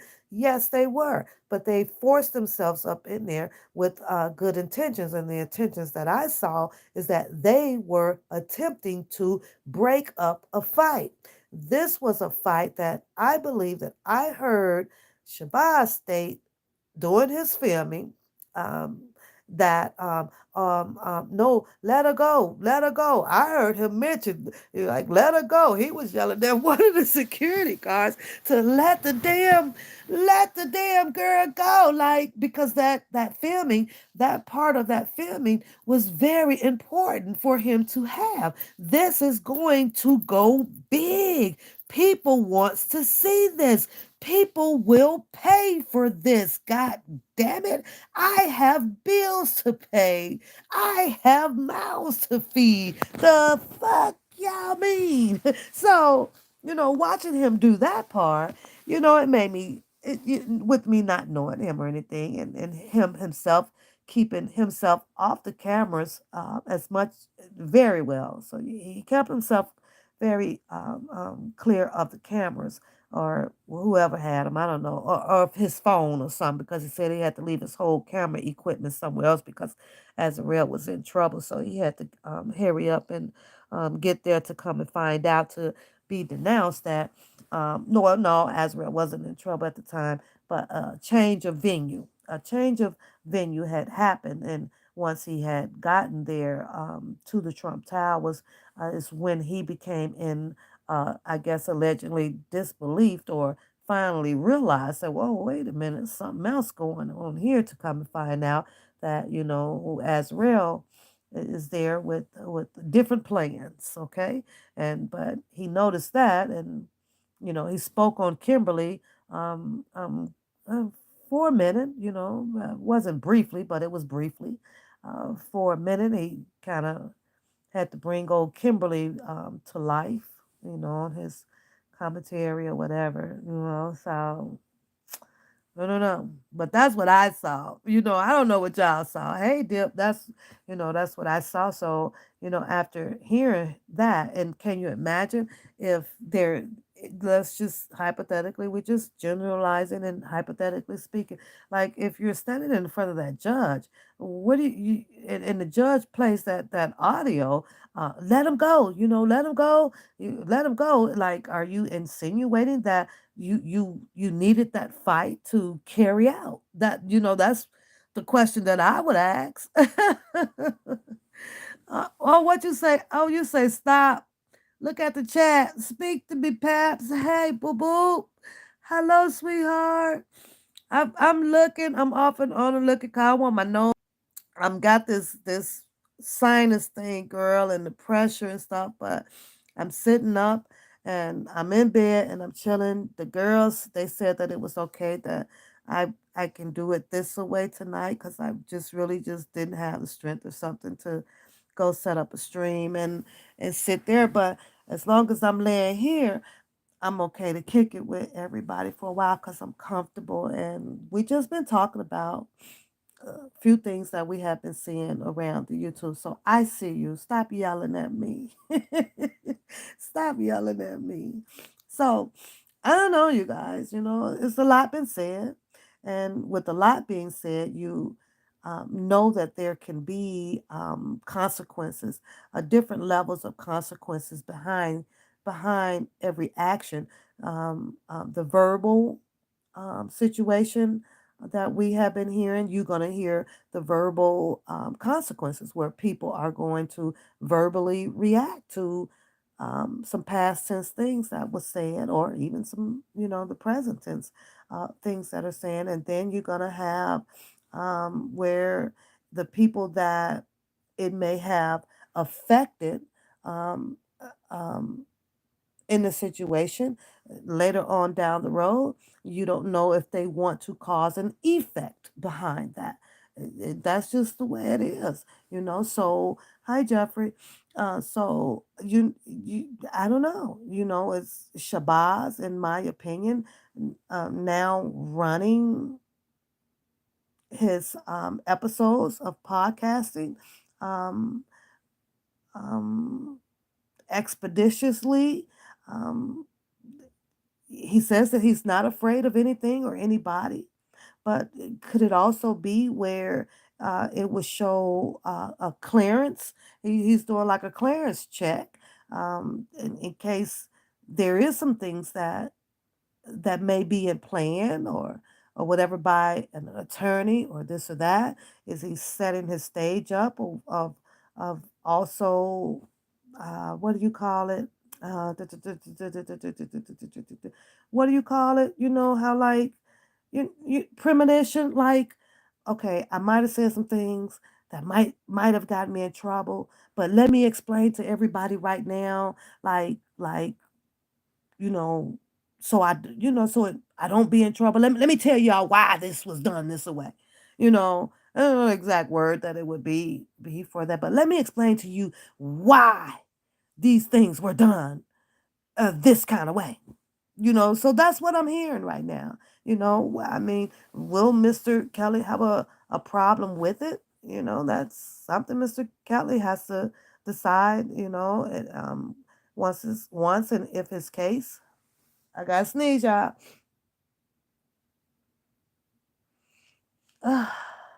It's overturned. It's overturned. I have to sneeze, Jacqueline. It was coming. It was coming, but it didn't come. It was coming. I'm going to apologize again for the people that came in. I'm dealing with some type of sinus thing. It's been common here just lately. I've never have had anything with it, but it's got me plugged up and I'm gotten a lot of pressure. So I'm not on my live. The ladies said that it was okay. I could chill in my bed today. I hope you guys that come in don't mind. I'm hoping I'm not on the camera looking too bad and too tore up, but I'm genuine. I'm cool. Y'all gonna have to look at me like your home girl, your sister, your cousin, and all that shit, family, your things. But right now, just wanted to chill in bed and just vibe with you guys online. And I hope that that's okay. I know when we click off, somebody gonna be like, did you see that ugly bitch? And that bitch had the nerves be laying in the bed. But see, this is what you do when you just genuinely cool and kick it and just living a normal life. I live a normal life just like how you guys do. So for that being said, hell, at least I'm on here kicking it. Thank you, Dana. So, hey, Char.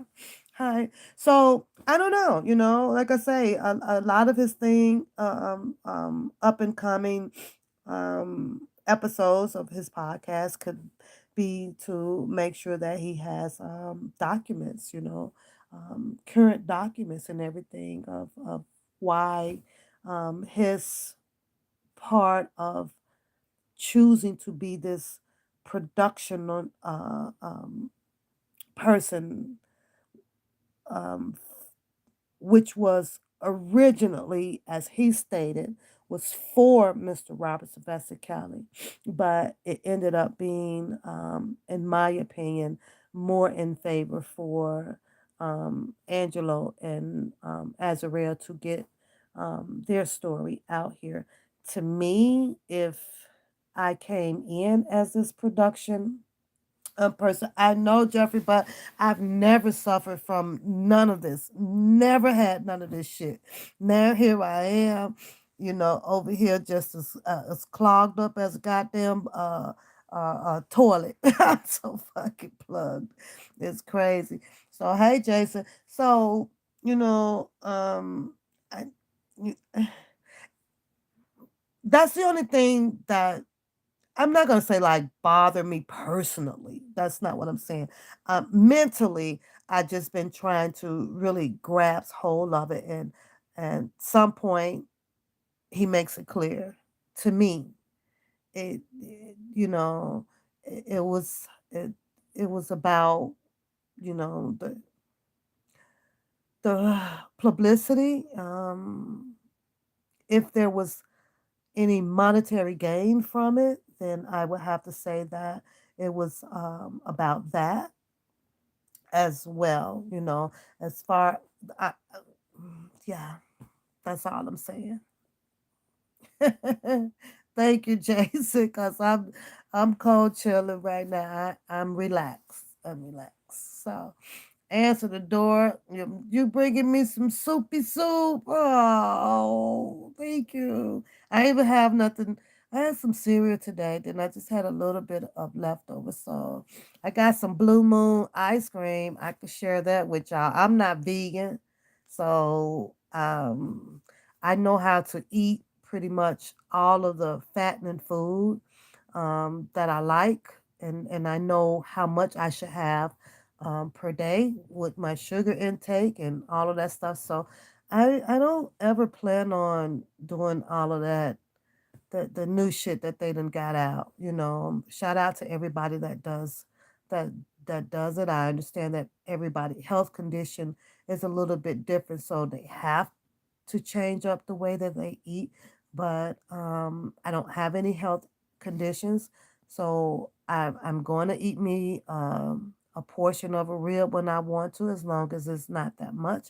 I'm going to have my ice cream and without it being diet or fat free, and I know when to stop eating it after a few scoops of it. I know how much sugar I should put in my tea and all of that shit. So we've been eating all this shit since we've been born, and all you gotta do is just cut back on the damn portions of it. Just know what just know the quantity, and you gonna be all right. Other than that, you hit the goddamn gym and you take your vitamins and you keep it moving. I ain't sold just yet on all this damn organic and vegan and stuff. I understand that it's a little bit more healthier eating. I understand that, but you mean to tell me I've been eating all this dirty ass shit for all these damn years and I'm still kicking it? Please. Right. So you say, let's finish talking about it. I don't know. So I'm going to ask the chat though. How do you all feel about Shabazz podcasting now? Just all of a sudden. But before y'all answer that, let me finish saying what I was going to say.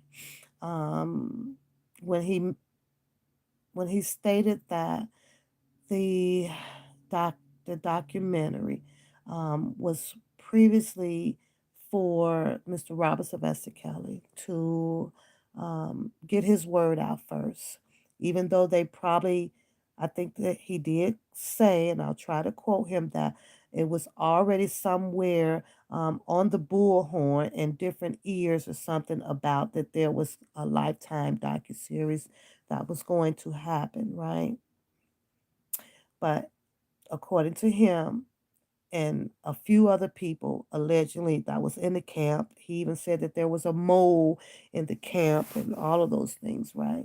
And people with different venues, different ideas, and everybody wanted to be somebody around R. Kelly, and they had to have the best ideas for him, and the best lane for Mr. Kelly to be in, right? But his intentions was to help Mr. Kelly retrieve and produce and inject Mr. Kelly's story out here first. That's where I get puzzled and I get lost at, because Mr. Robert Sylvester Kelly, as he stated, ended up getting incarcerated, arrested, arrested, and the production did not fall through as planned, right? But what I can't get, I'm just so puzzled at it as to, if you went to get Mr. Kelly's story first, and you said you wanted to get his story out there first, I guess my question is, was he still, no matter what, after he dropped Mr. Kelly's story out first, was he still already planning on getting Angelo and Azarel them story as well? That's the only thing that's just not clear enough for me. Or, you know what I'm saying? Like, was he just going to do Mr. Kelly's story, or was he planning on doing, both of their stories? You know. And I guess, why you still crying? Why are you crying, Jacqueline? Why are you crying? There's no crying in baseball. Jason said he don't know. I don't know. So what do you guys think? What do y'all think? Do you think that if he'd gotten Mr. Kelly's I see your message up there, Shannon. Up there, Sweet Pickles. What do y'all think? Or was his intentions and his goal was to grab both of the stories? Was he planning on putting Mr. Kelly and Angelo Clary and Azarel Clary on the same production and calling it something different? Was it going to be called Presidency? I don't know. You say you laughing too much.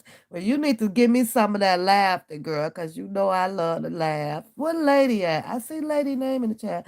Hey, lady. What she's Jacqueline silly. Jacqueline, why you silly? You silly. You just like me, girl. So I don't know. I just want to know you guys' thoughts on it, That's all.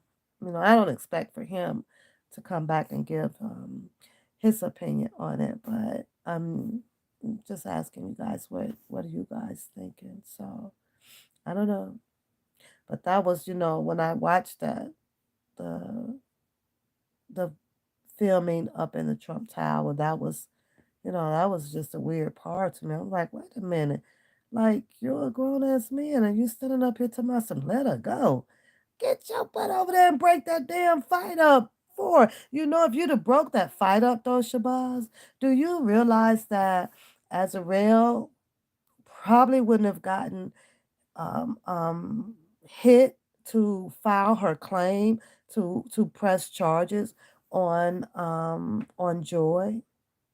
I slept on that shit too after I watched it, and it was like, well, if the other men with the camera phone or whatever, if both of those two alleged strong men would have got alongside of the security guard, the guy's security and the lady's security, do you know that those girls wouldn't have had no chance of swinging and hitting each other, and Azarel would have never been in a position to attempt to press charges on Joy. And but then I know I think Shabazz might have stated on it, yeah, it wasn't my job or it wasn't, I don't know. And which he shouldn't have fixed. If he did that, I can't be sure. I'm just hypothetically speaking. Like you can't fix your mouth to say that. Well, especially when you said that, you're up there for her safety. How you up there for her safety and you allowing them to fight? Like what if Joy would have had a shank or something on her? In my jail term word, a shank and a shank. What if Joy would have had a shank? How are you there for her safety if Joy would have shanked that damn girl? How? Were you gonna take the responsibility up with Angelo Clary now coming to to beat Shabazz? Would he would have taken that? Like Angelo would have took first class flight, come fucking you up because you supposed to been looking out for Azrael's safety, but Joy done shanked her. Like, what type of shit is this here? That ain't looking out for her damn safety. You ain't had that girl. That girl's safety was not in Shabaz's best interest at all. What he should have did for safety, precautious measurement was push Azrael ass back in that damn house in that apartment and close that damn door. That's looking out for her damn safety, not sitting over there. Did you get that? Did you get that part? Did you get that? No, don't touch him. Don't touch him. Don't touch him. Like, huh? I was fucked up with that part. That part right there. So I had to wait, to go off. I go back and rewind it just to make sure. Safety. Shabazz, hear me and hear me good.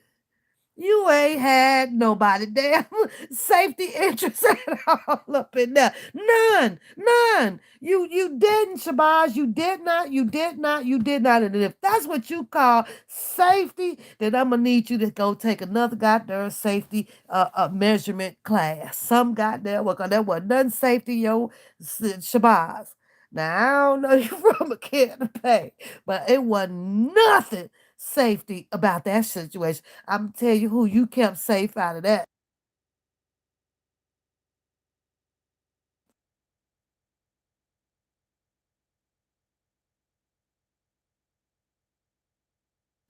Okay, there it goes. It closed. I mean, I was sitting up here like Shabazz. Really? Really? Now I'm gonna need you to do a podcast and explain to us what safety measures did you take, measurements did you take for Azabeth. To me, it looked like you kept yourself safe. You kept your camera safe. You stayed clean, clear safety out the goddamn way while that goddamn camera was rolling. But that's just my opinion. Now, like I said, if this shit ever happened to get back to the courtroom, though, Shabazz, I don't even know how you gonna win that. I would. I don't know how you could justify say that you were there for her safety. I really don't. She got clucked upside the head. Now, how in the hell did Joy get a phone to that girl's head if you are there for her safety measurements? That shit was funny. I'm like, now, hold up, whatever. Throw the flag. Throw the towel in. Throw the towel in, Shabazz. Throw the towel in. So I don't know. You say he tried. Yeah, he tried to get ahead of something. Just a little bit of something, something. Like I say, sometimes a person is going to backtrack, you know. They're gonna backtrack and they're gonna analyze it and let me see what I got to clean up out here. And then here comes the loop, the hula hoop, where they got to throw you a whole bunch of per se justification. See, this is why this happened like this, and this is why this went down like this. And then because you guys not hearing them clearly, they clearly gonna tell you, but you motherfuckers ain't trying to hear this shit. Now I don't give a fuck what you perceive out there. You can perceive it how you want. And I don't give a damn how you perceive it. But this is the truth. And the crazy thing is that you're speaking to the audience out here as if we are the judge and the juror. We ain't arrested no motherfucking body. We ain't arrested no motherfucking body. You is not under oath. Or you ain't under oath. Shit, I'm like, but it sure is a good goddamn story. It's a good story. Come on, y'all. This shit be crack. Listen, I be over here cracking up. I'm like, so now, he's got the pause and there's a hold up a minute because I got to tell y'all, about my, how I woke up out my dream and he beat this girl and my girl, but my girl's still down and ride with me. Now I ain't the one to gossip, and you ain't heard it from me. But that this must been back in 1972. Cause ain't no motherfucker about to go upside no bitch's head these motherfucking days and the bitch is still ride. Now, I'm not gonna say that 100%, but it's a slim to none. Cause we're being conditioned right now, Shabazz, to fuck a nigga up. So I don't know, y'all, if that was like some 1972 story. I don't know. I don't know how old he is, but he was like, and proudly announced that it's confirmed that I think that she was Latino or something. She is of Hispanic. And not to be sexist, but sometimes that can explain why. He said she was on the public aid welfare system, and back in 1972, you had a lot of women that just did not have that Muhammad Ali, or what's Muhammad Ali daughter name? Daughter name. You just didn't have them type of breeds out here now. But now, Shabazz, you can take a public aid assistant, a female right now, go upside her head. Man, that motherfucking bitch gonna cut your damn dick off. fucking, fucking with her EBT card. They don't play that shit now, Shabazz. So you got away with that shit back then. But since it's 2020, what is 21? Shit, try fucking with you one of them kind of day. She ain't gonna have your back. Mm-mm. And you talking about you woke up out of dream? Shit. You know what they be saying now, though, Shabazz? That'll be the last motherfucking dream your ass dreaming about. These some roughnecks out here. We got roughnecks when who was that LL when he dropped that damn song? Oh no, what's her name? What's her name? Old girl. She was a roughneck. Yeah. hmm But I don't know if that's his story to tell though, y'all. I was just listening to it and it was like, oh, okay. But those are the type of stories from where I'm from in my era, out of my neck of the woods. Once you've been incarcerated and then you come out and then you got the street in you and then you find this camera and this production, and this LLC that you could put behind your name, man, you could tell anybody any type of motherfucking story you want to tell them. You could tell them whatever the fuck you want to tell them. But the street language is, it's a learned thing. You all know that. It's just a learned thing coming up from your fellowship. He talk it, you learn it, you perfect it. You go to another demographical area, they talk it, you learn it, and you put all that shit together. It shit sound like what you call it? Haswigi or Swiggy. It's the shit where you think that you catch every other word. You just have to make some sense out of the whole context of what they're saying, pretty much. So, but he's pretty, and I don't know him, but I have to give him his props on the wording. He's good with it.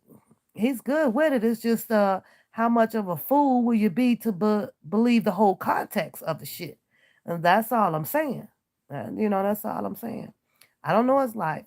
I don't know if he was there with Kelly or not. I don't know that. I know with the first filming that he showed, with the guys sitting around and they're talking about pre-developmental of ways that they can help communities. I you see Kelly and you see the other guy and Then there's another guy, and he say he filmed that.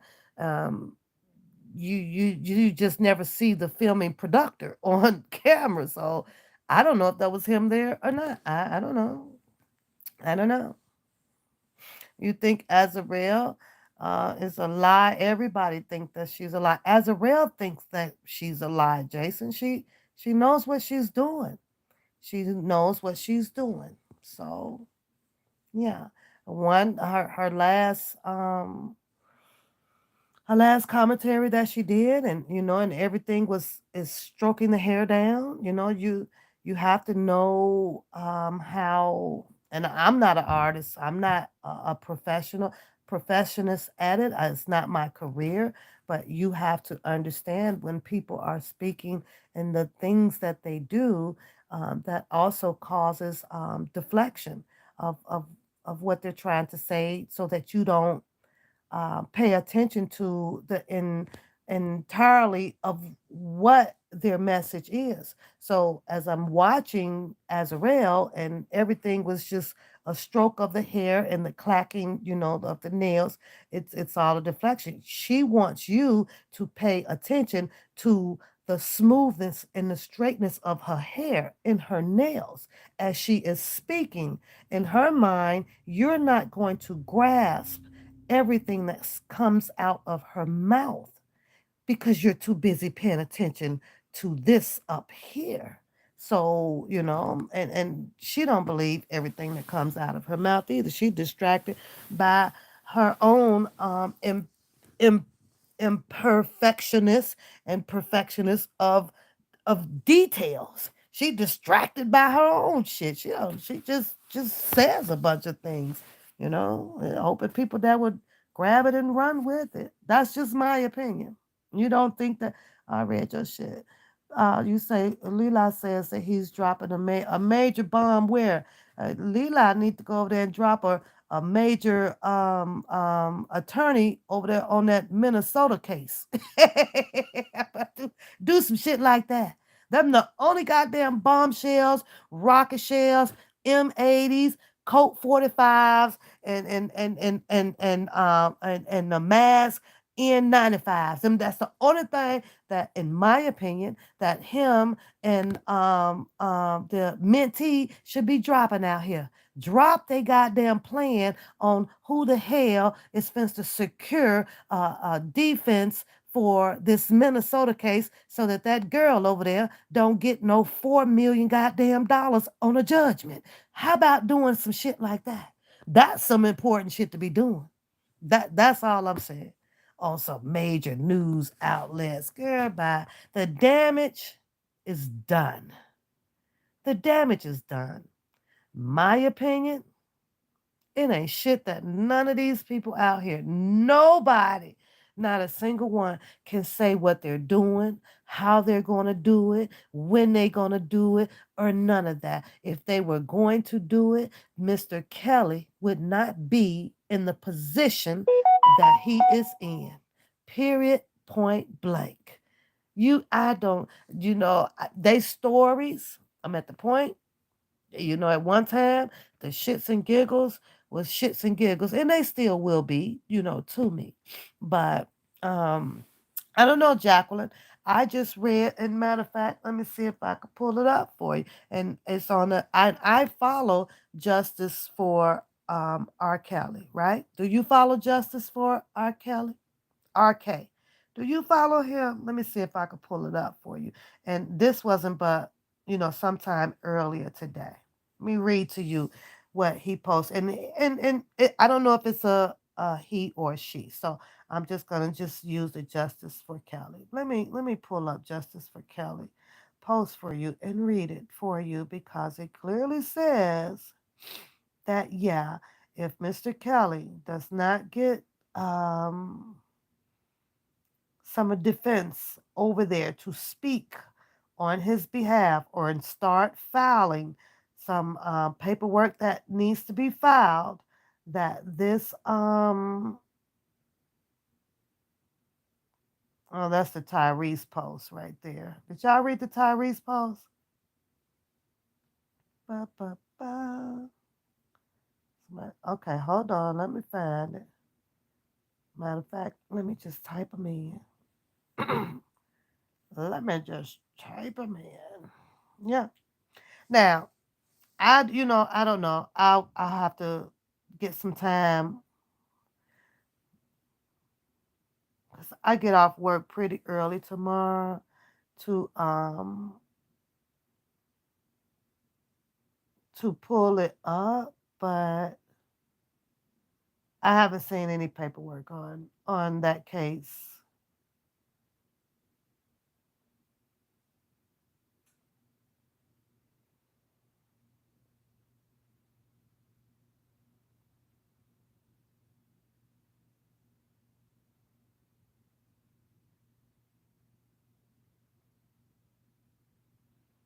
I should have known. Every time I should have sent it to my email.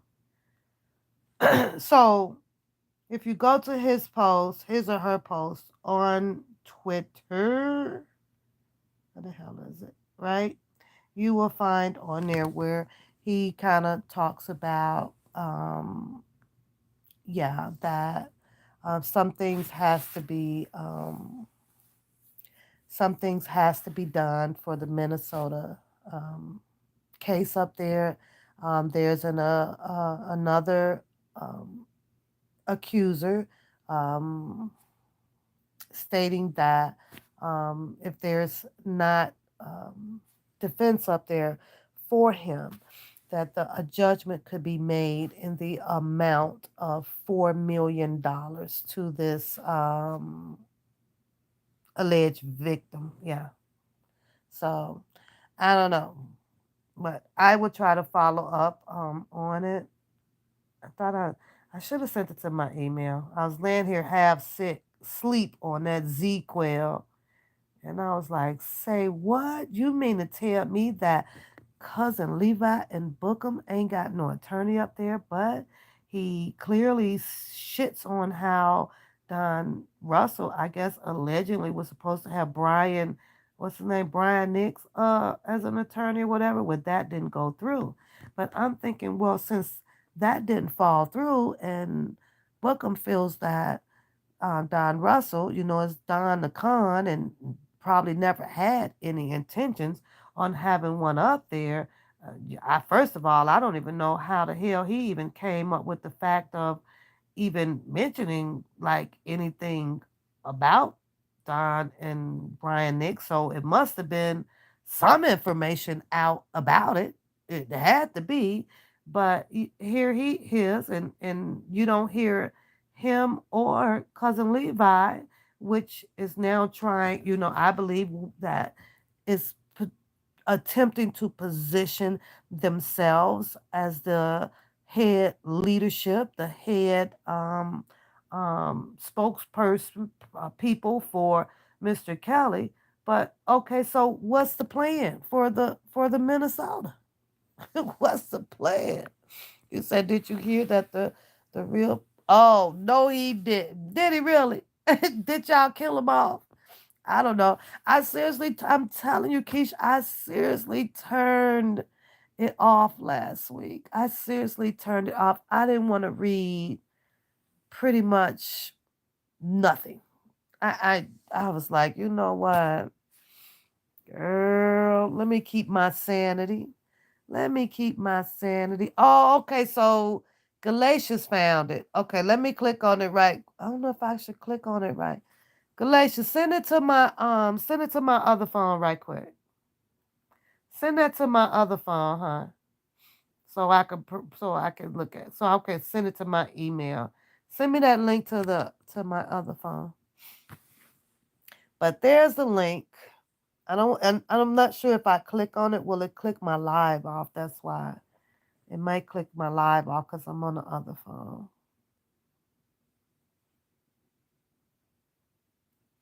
Weird.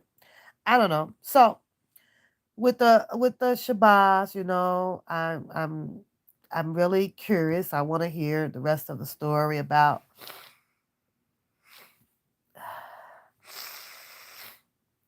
this mask, right? I want to hear the rest of the story about the mask because he says that um, I guess he's supposed to be dropping the allegations on whether if Azrael bought the mask, or was the mask purchased by Azrael and Mr. Kelly, or was this mask was supposed to be used for some type of getaway and all of this croupity crap stuff with Shabazz. It really at some point that really didn't make no sense to me. What I see you, beauty.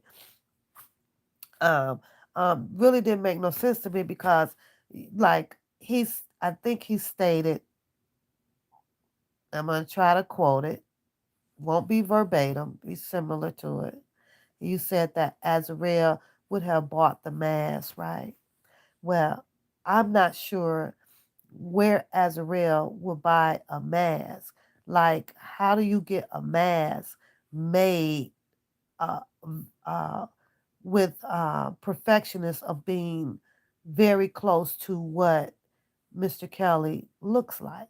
So that was weird. Cause I was like, what you say, Shabazz? What you say? So, but then you said that, or is it possible that Azrael and Mr. Kelly purchased the mask together? So either way it goes, a mask has to be molded for it to have similar identity of a person. So somewhere that mask got mold of a had been molded. So I know some places will have it where you can do it at home or some shit like that. So um, she's talking about book of. Oh,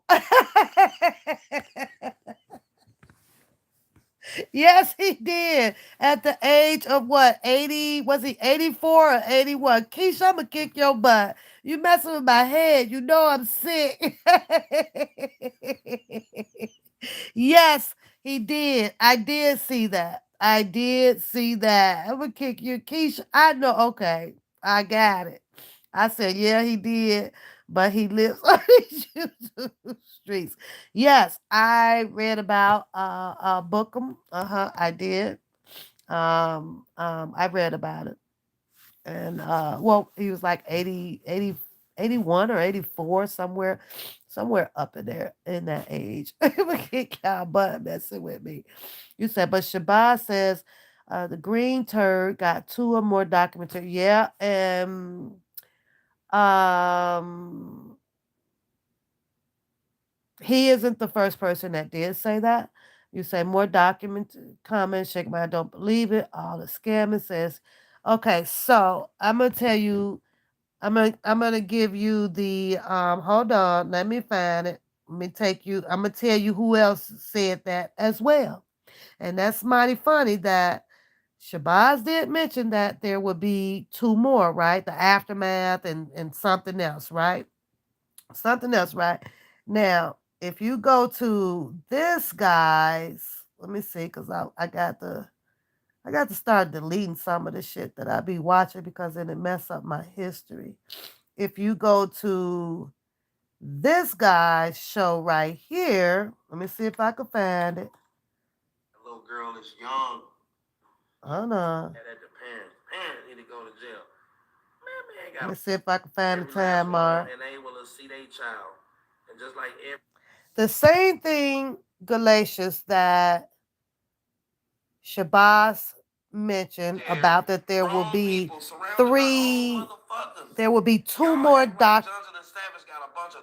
if you, he said that there's going to be two more documentaries. Shabazz did say that. Yeah, he did. But guess who else says that as well? This guy right here. This one right here. They says the exact same thing. Let me turn the camera around. This guy right here. Let me turn the camera around. That guy right there. He says it too on this live calls R. Kelly a review of the presidency.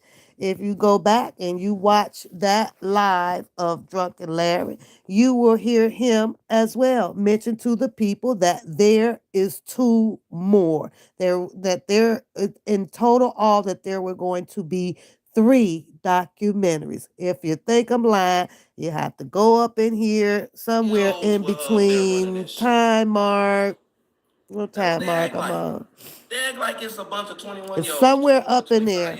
So, but it's not my live, so I don't own the rights to that, and I'm not gonna play as much of it. But go back and listen to that live. Yeah, you'll hear Drunken Larry as well. And this live here was done on a year ago. A year ago, got 5,000 views on it. Says the same thing, that there was going to be 3 documentaries. Now Shabazz comes back and tell you guys a couple of days ago the exact same thing. Imagine that. And I'm not insinuating anything. I'm just saying, imagine that.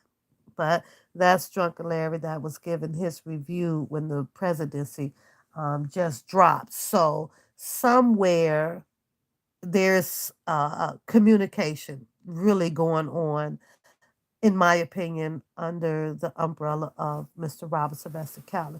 What do I think about Demetrius and his um, documentary? What was it, the take or retake or some shit, right? That's whatever. That's I'm probably getting finished touches on it or something or whatever. What I think about Demetrius? Demetrius already has made publicized to the public that he needs money.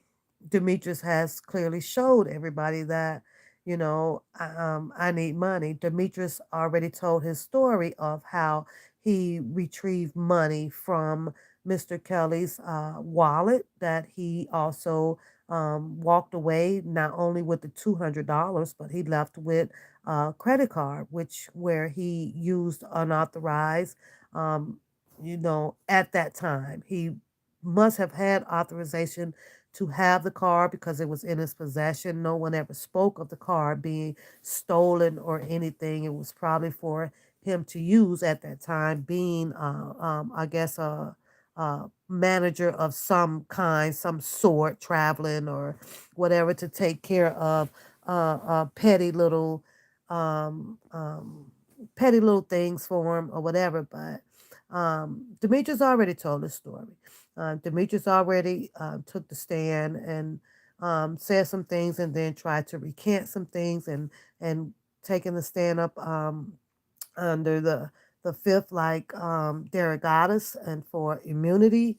Um, who would who would believe anything that he says other than Demetrius is still searching for some type of monetary gain. Demetrius is needing money so that he can pay his bills and feed his German Shepherd and all of those good things, and take his girlfriends out and stuff. So what price does a man do it all for? That's what price does he do it for? Nonetheless, after he said he put his book out from being in jail, hell, who's to say that he had any plans on stopping to gain monetary? Who's to says that he never said that he wasn't gonna stop? Shit. I don't know. I think I do have a question though, Galatians, because and it's just my opinion, my question. I'm wondering if he ever had that conversation with Sylvia. When she have known that it was gonna come out, or he probably didn't mention. I have to go back and listen to the audio with him and Sylvia, if he even talked about um, a documentary. Excuse me, y'all.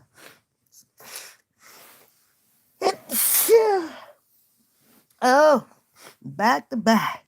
I think I got it out. You say, who do y'all think that a hand was in the box? He said it wasn't his.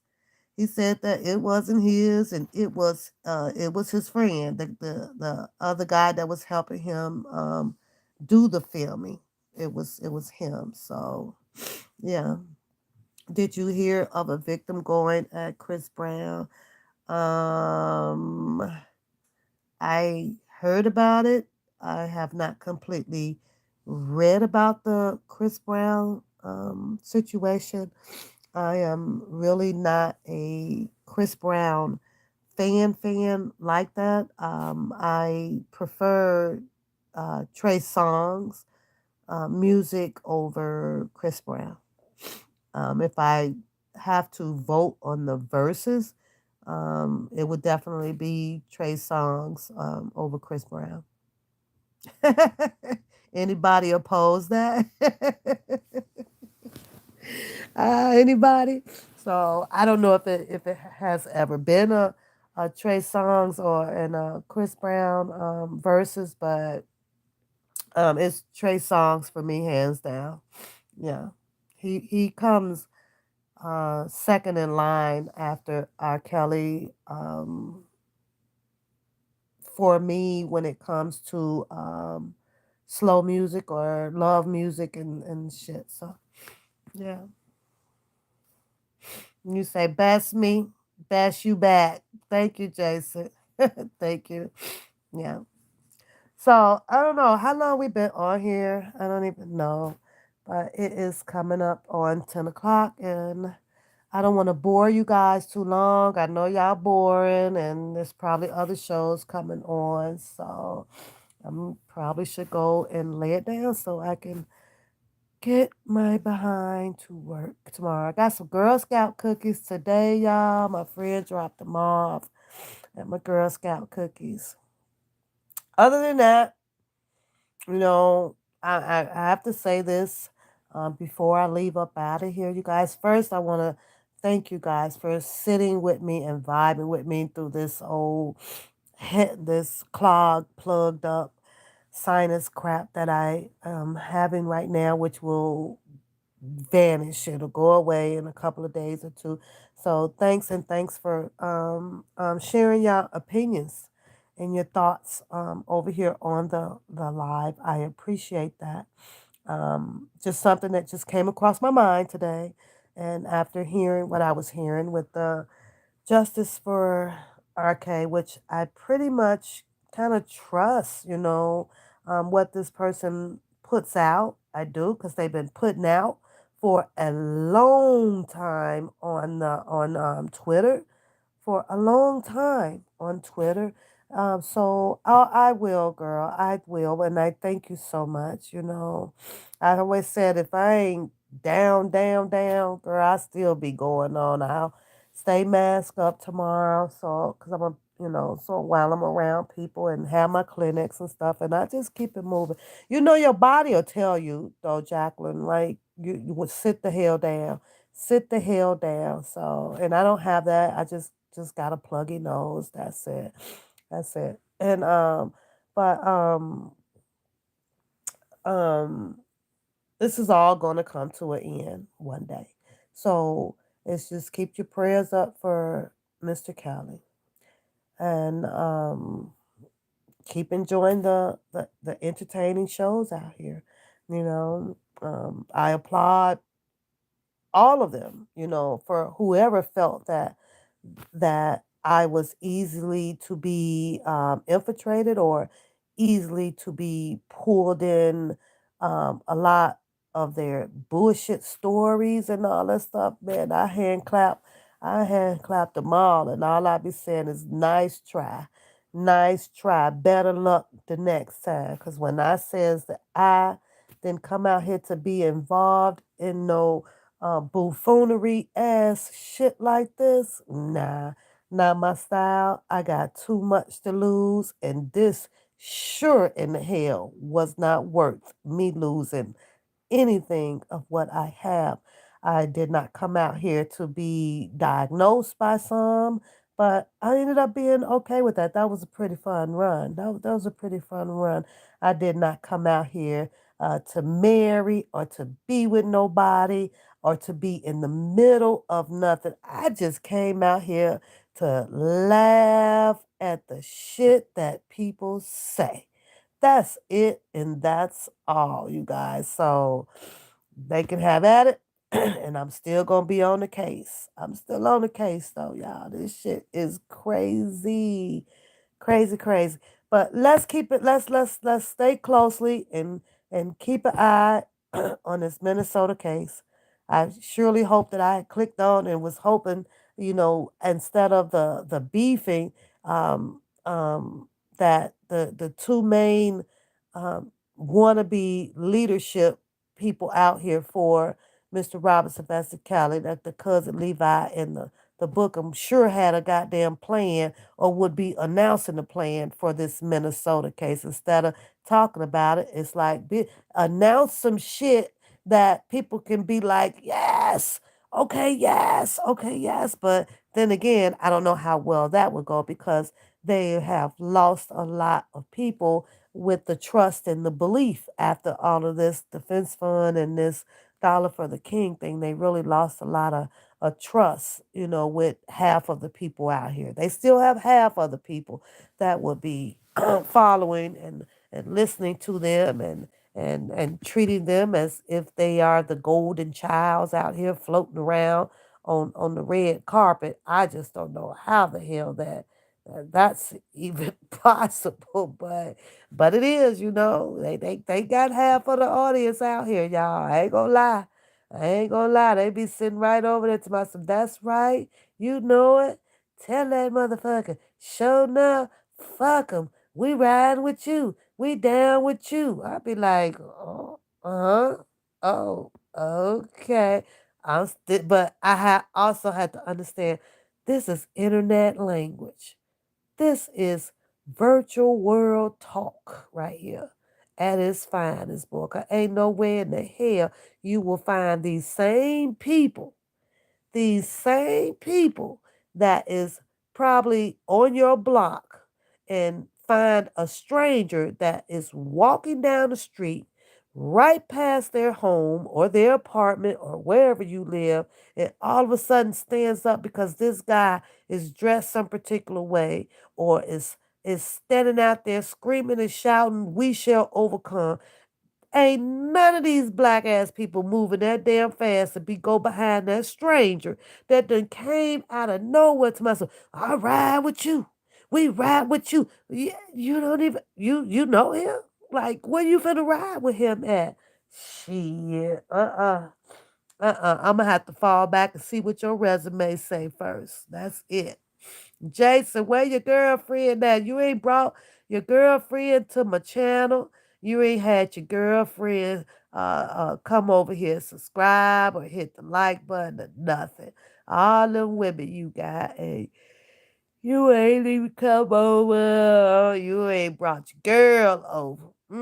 I don't know what you hiding her for. Now, before I go real quick though, y'all, how close do y'all think the queen is of getting her king home? Put a N in the chat for never ever, or put a S in the chat for soon. I still be, I keep seeing on the queen over there, y'all. She kind of then switched up her vibe just a little bit. She ain't doing the long paragraphs and the whole Romeo Juliet poems and stuff. You say no. You say where Teddy at? I'm gonna show you Teddy. Hold on.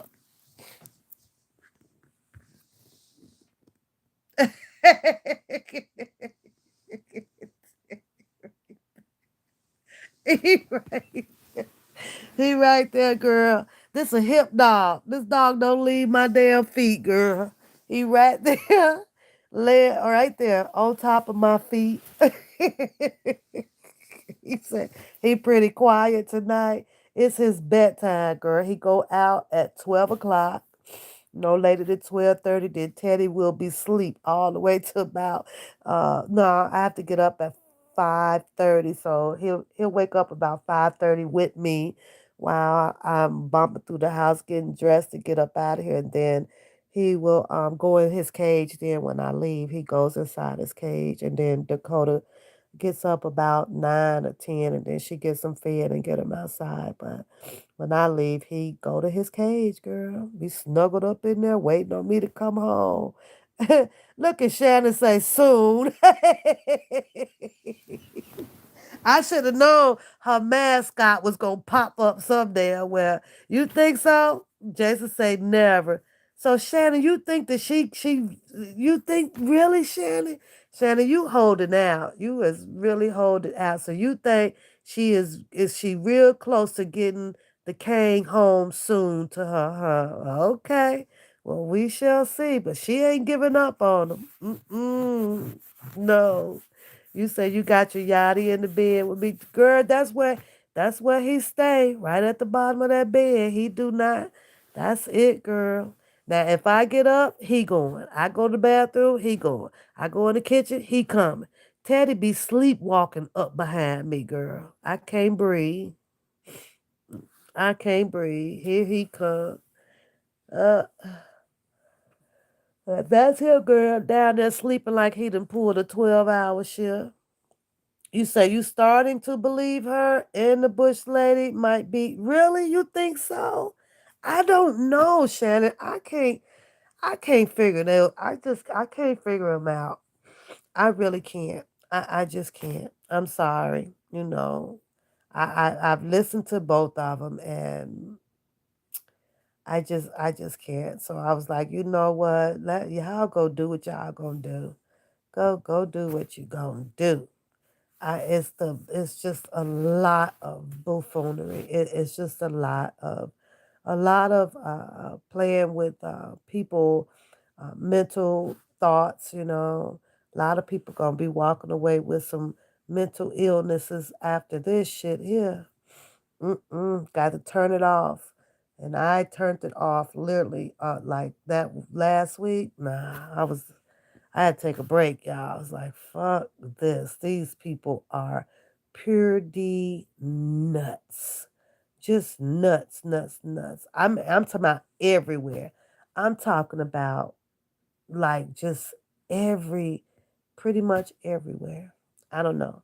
But yeah, that's just I just came on to give you guys my thoughts and my opinions. Um everything that I've said today is alleged over here. I don't know all of this stuff to be fact. A lot of stuff that I will repeat. I try to come verbatim and with the quote and unquote of their theory, their analytical views on thing, and their reasonings of why this is this way and why this is that way. And I'm pretty confident that I'm not too far off of mark with a lot of these people. So shout out to One Pap for dodging all of this crazy ass shit out here that I pretty much know, black on black, something gonna happen. Stay the fuck out the way. And that's exactly what I did. My life is look at Queen. Hey Queen Diva. I'm working on it, girl. I'm finna take me two Elise and a cup of cap of ZQL, and that's gonna be it for me. I'm gonna turn my alarm up. Matter of fact, Google. Ain't got no Google. Alexa, set alarm for 12 o'clock. Is that 12 noon or midnight? Midnight. Alarm set for midnight tomorrow. Yeah. So then that way my Alexa will go off with some music so I can wake up to take Teddy out, and then I'll go back to sleep. I don't know. Y'all believe what y'all believe. Pap is on the verge to none, zero, zilch. I'd rather go over here, follow Twitter, pull up whatever I can on Pacer. I get the alerts and just go from and pretty much just go from there with staying in touch as to where Jennifer Bonjean is at with Mr. Kelly's case. That's it. This whole Greenberg thing, this whole Daryl Johnson, the confusion about the info that they put out about the Keith, because you have this person talks to Keith, this person talks to Keith, this person over here talks to Keith, this person talks to Keith, and Keith is also known now as the person. I think Shabazz stated that too, right? I know I said I was getting ready to go, but don't let me hold y'all. So if If you're gonna leave, just send me a heart in the chat so I know that you're gone. Cause I'll probably still sit here and talk for a minute, just for a minute, and until I'm really ready to go. But Shabazz was, he's sitting out there saying, making it perfectly clear and loud to a lot of people that it's Keith that has the money, and this is not to be repeating what he's saying for it to manifest out here in the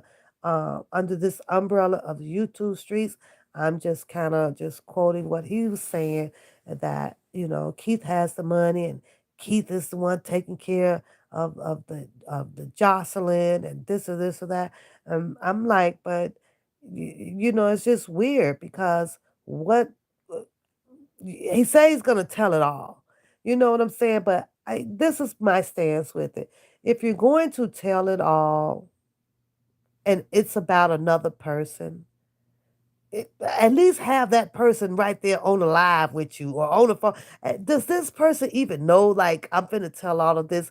Is there anything? Hey, come to the show just in case if I got some things wrong. We can correct each other on it. You know what I'm saying? Demetri, you say you still listening. I'm a leave in a minute, Demetri, but I'm just enjoying y'all company.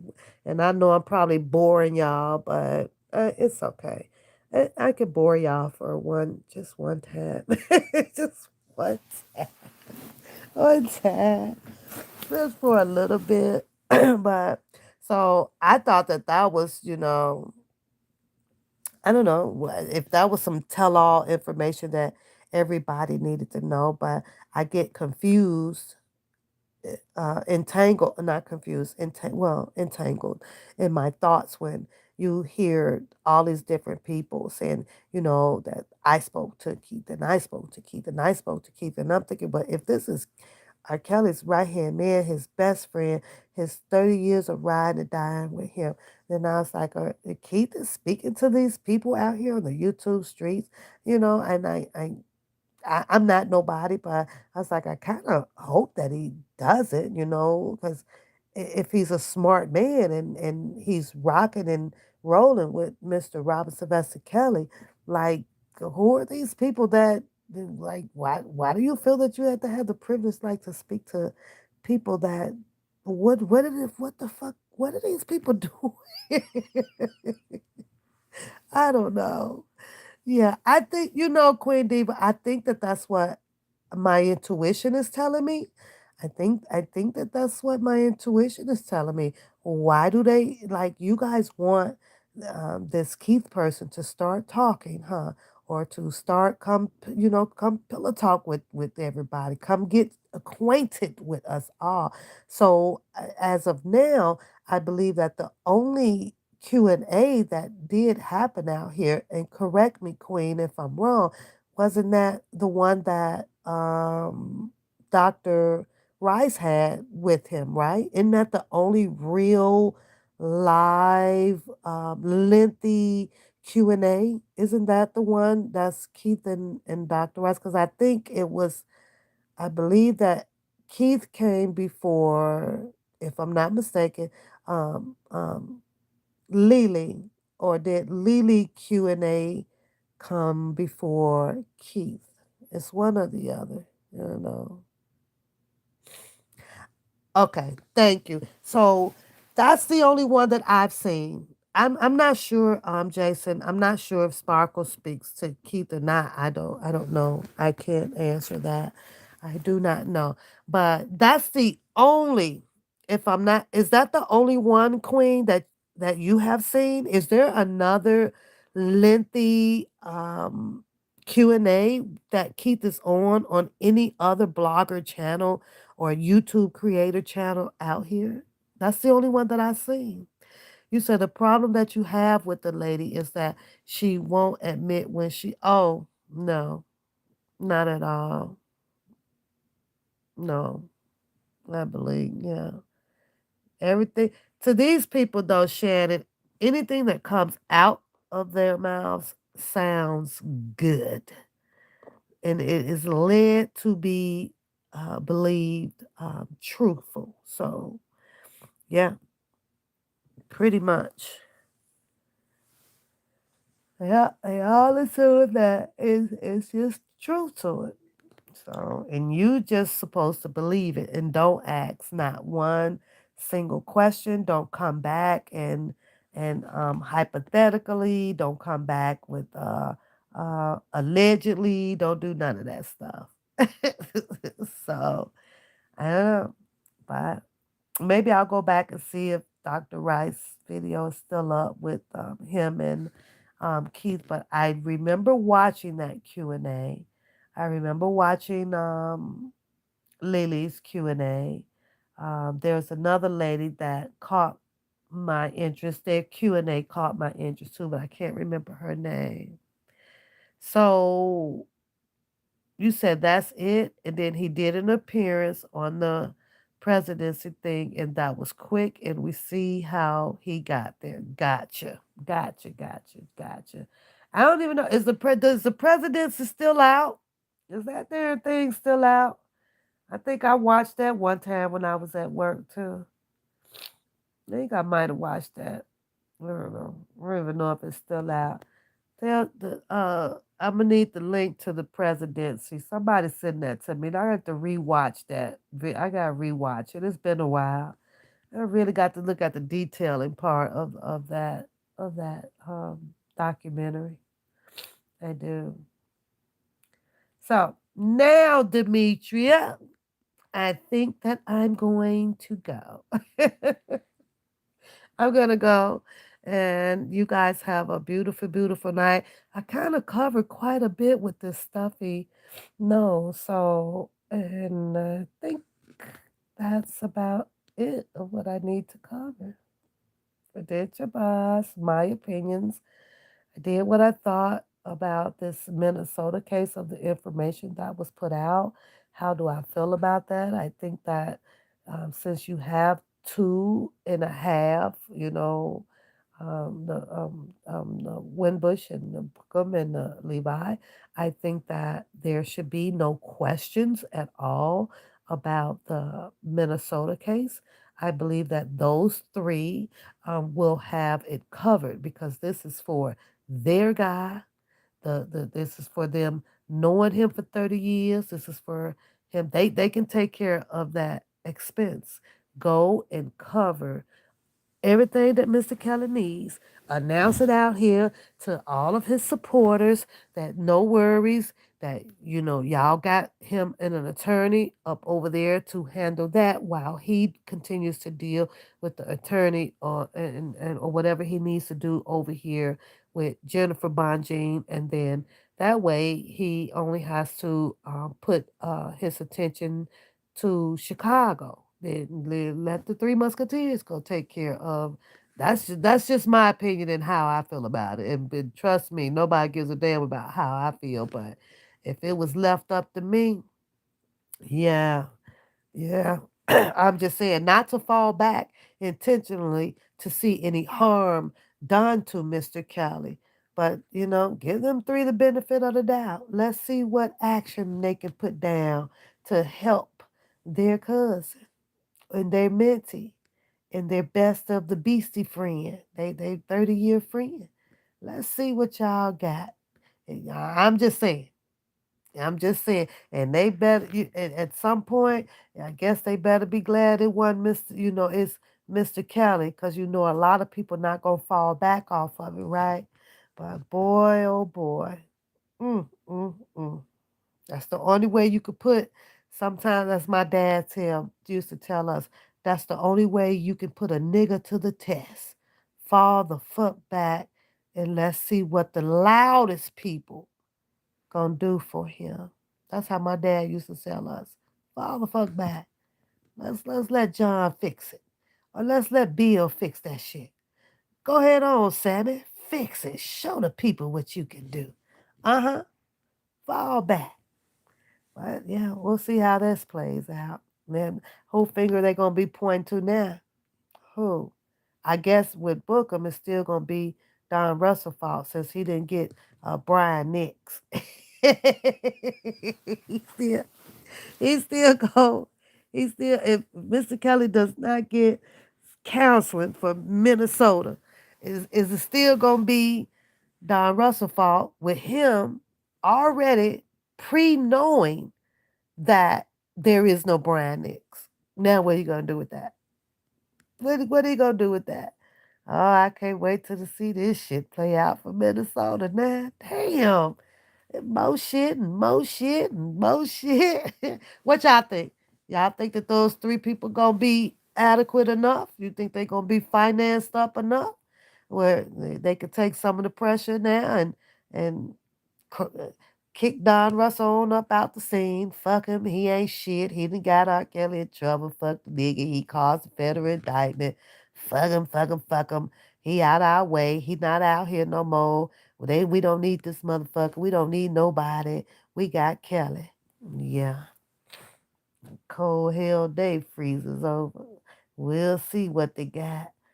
They're not for sure what you're working with. Y'all get up out the chat. Get out the chat. As long as y'all in the chat, I'ma keep talking. You say you want to know more about Sparkle niece. What do you want to know about her? What is it that I could possibly tell you about Rashonda? The only thing that I seen that happened with Rashonda lately was they got darn information about the um never mind.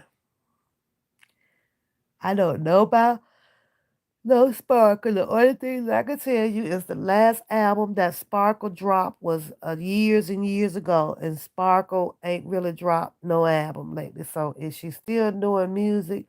I don't know. Let's ask Google. I mean Alexa. Alexa, what's the last album Sparkle dropped? Here's something I found on the web. According to Wikipedia.org, Sparks R&B third studio album and most recent to date, Right Here Right Now, 2015, saw smaller commercial success but received positive reviews from music critics.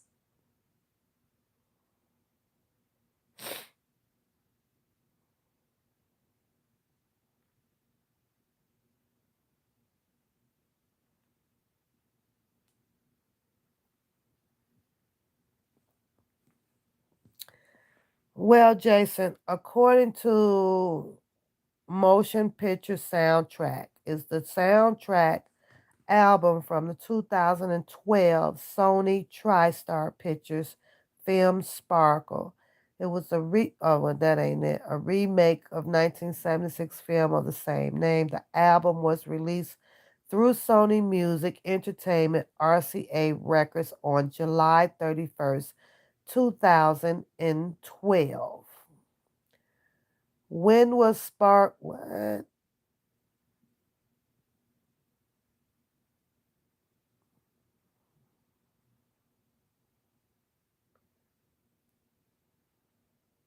You better be careful what you say to me, 'cause it might turn around on you.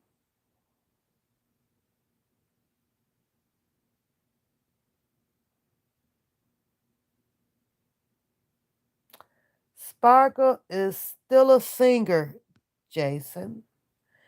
She has never repeated the success she saw 20 years ago. She sang backup for Tony Braxton for a few years. She released a single in 2012 called So Bad. She said that private performances have helped her make a living. That was dated April 16, 2019. It says that Sparkle, once R. Kelly's protege, may testify against him. This was coming out of the New York Times back in the early April 16, 2019. She says that she have seen this thing through. She testified in the 2008 trial and may be a key witness again. You say I call my you call Alexa Siri, and I don't have Siri. I have Bixby. My phone's is Bixby, and then the house is Alexa. So, and even my car is, and then the car is Google. Sorry, I'm not sure about that. You're not sure about what, girl? You tripping? After nearly a decade silence, the musician Sparkle and her family were finally talking again. So everyone welcomed her in her parents' place at the church. Sunday at the birthday parties for the niece. October, the door snapped shut again. A preview of the documentary Surviving R. Kelly had dropped and Sparkle was in it, telling the world what she thought Robert Kelly had done to her niece. So one of her sisters texted her to say that she heard Sparkle was on some TV show about Rob, talking about the family. She told Sparkle to leave them alone. Sparkle, a singer, well, she was once R. Kelly's protege. He produced her first album in the late 1990s, which went gold. But in 2002, he was arrested with child pornography charges stemming from the video that shows a man having sex with a urinating on a teenager. Sparkle testifies at trial in 2008 that a man in the video was Mr. Kelly and the girl with her niece was 14. Now, if you guys go back and you listen to the video that I just posted up to you guys with Drunken Larry, and Drunken Larry would clearly tell his audience that there were men dated back all the way from for 15 years ago. Now, 15 years ago would clearly put um, these men somewhere very close into the situation that was going on with Sparkle and this whole 2008 trial. It's going to put you close to it. Not exactly directly in that year, right? But throughout the 2000, what is it, two, started in 2002, 3, 4, 5, 6, 7, 8. And out of all of these stories, even from Jim Derogatis, right, from the very beginning, you never heard them talk about anything about Mr. Robert Sylvester Kelly having sexual encounters, possibility of being a gay or anything with a man, other none other than the time that Drunken Larry mentions it, and he mentions it over and over and over and over. He got his information allegedly, and somewhat to be known true, from the shit that Geronda was saying. After she tattooed that Dominique Gardner on her leg, right? Then she started coming out with all his bejesus stories and everything. But when Drunken Larry gets hold to the story, somehow the story turns into an 8 mile long. 8 miles. It turns to 8 miles. So the way I'm calculating this is, why is it that Drunken Larry has a stories about all of these goddamn men, and he's been in relationships with several of them all the way back from 15 years ago.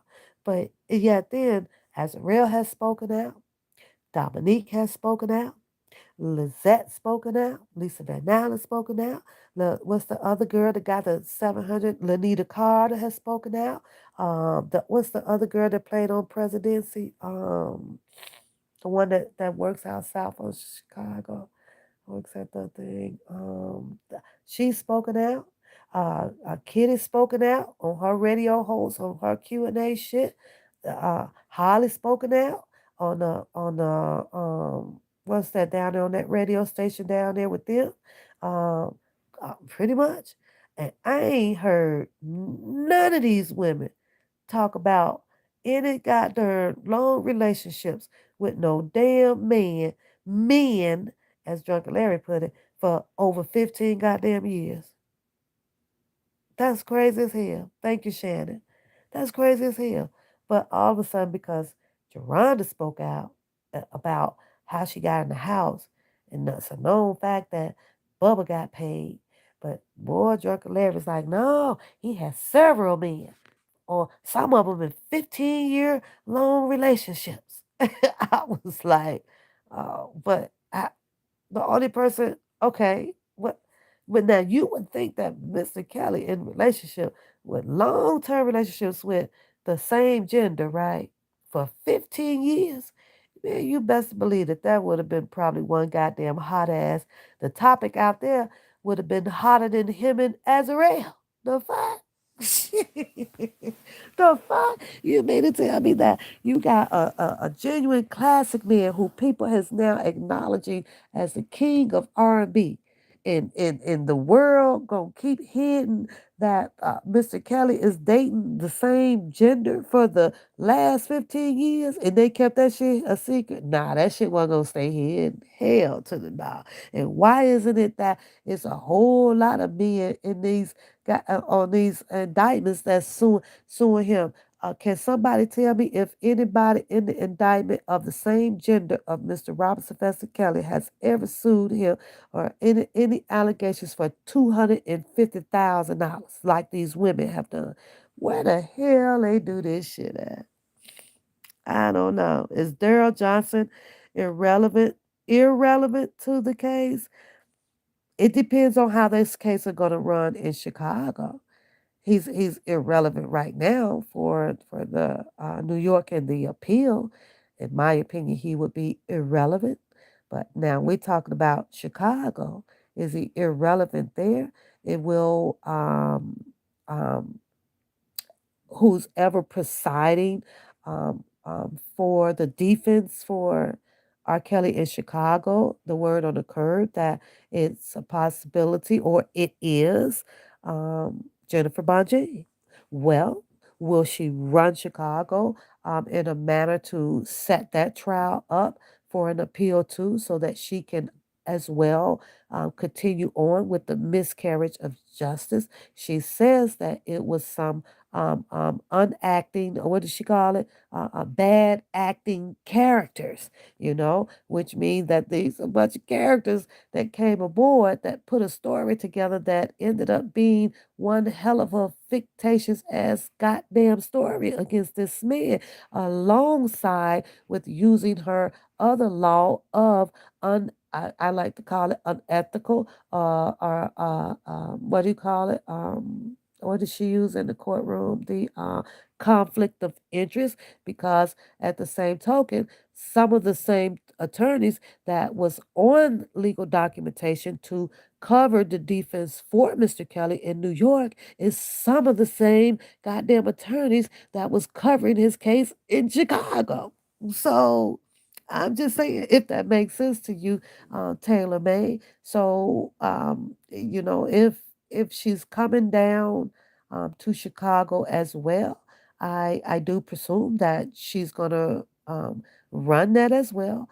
She If she's planning on being the lead attorney for Chicago, I think that she's going to set that precedence up just like Caddick set it up in New York. You're going to have to let them talk. I don't think that she's going to hit them dead on, because some things can open up some doors that just does not need to be opened up. So you got to be strategic. Attorneys are strategic. That's the defense, especially in this case right here.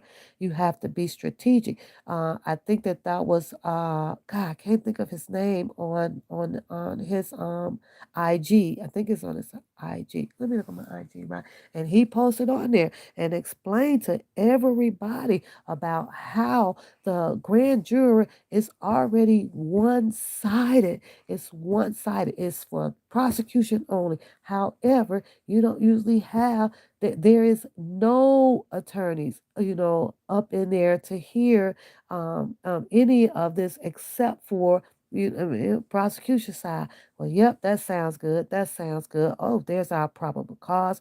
Okay, pick them up. They claim to have all reasonable doubt, and this is what makes them move forward to winning their case. So now you have the defense who is side blind because of them not knowing from the jump start of what was said, how it was said to this grand jury. Anything could have been changed up and switched up at any given moment or withheld and all of that stuff. And this is where Jennifer Bonjean comes into play if she's going to be doing Chicago as the lead attorney. So it's going to be interesting to see this all play out. It's going to be interesting to learn of these um, witnesses, if there is, or if there's going to be new witnesses, if they're going to be old witnesses, if they're going to allow double jeopardy to happen, meaning to repeat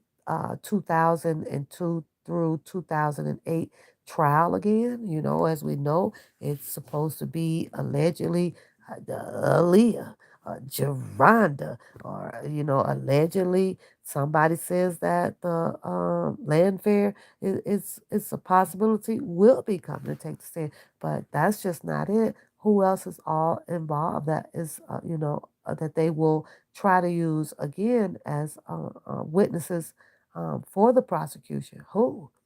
And we are going to be surprised. Taylor, I was pretty shocked as hell, to be honest with you, to see Diane Copeland on the prosecution side in New York. That was a straight up goddamn shocker. We're talking about somebody who she says 16 years. That she been rocking and rolling with him.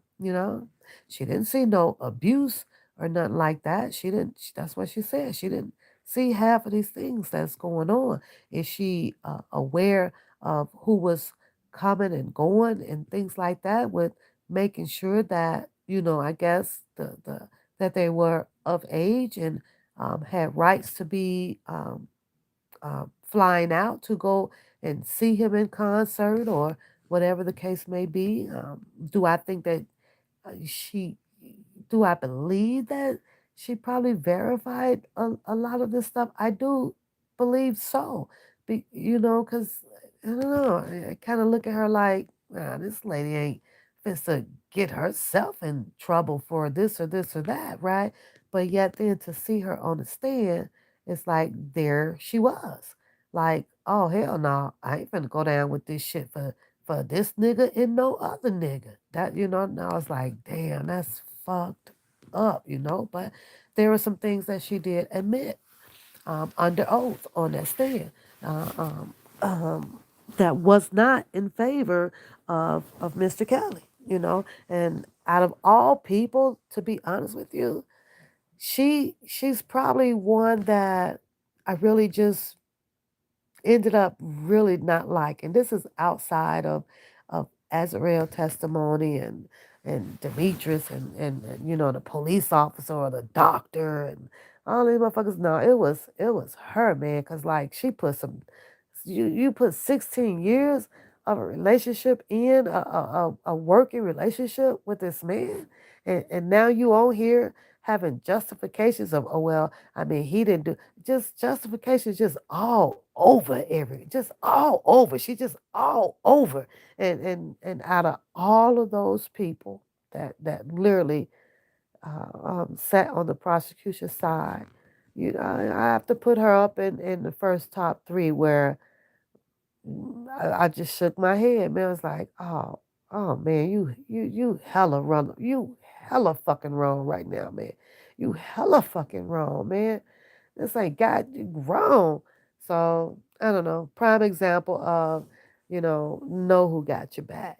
Know who got your fucking back when they need you to have their fucking back. So now I'm about to go. What you say? You say it's 5 minors and only Geronda is one of them. Now that's a damn shame. But Drunken Larry says a shitload of minors, whole bunch of minors everywhere, minors 10, 11, 12 year olds. Where's all them goddamn little girls at that this boy been screaming out all these damn years, excuse me. All these damn years. The minors, it was the babies, it was the babies, it was the babies. I'm like, oh my God. I don't know. I don't know.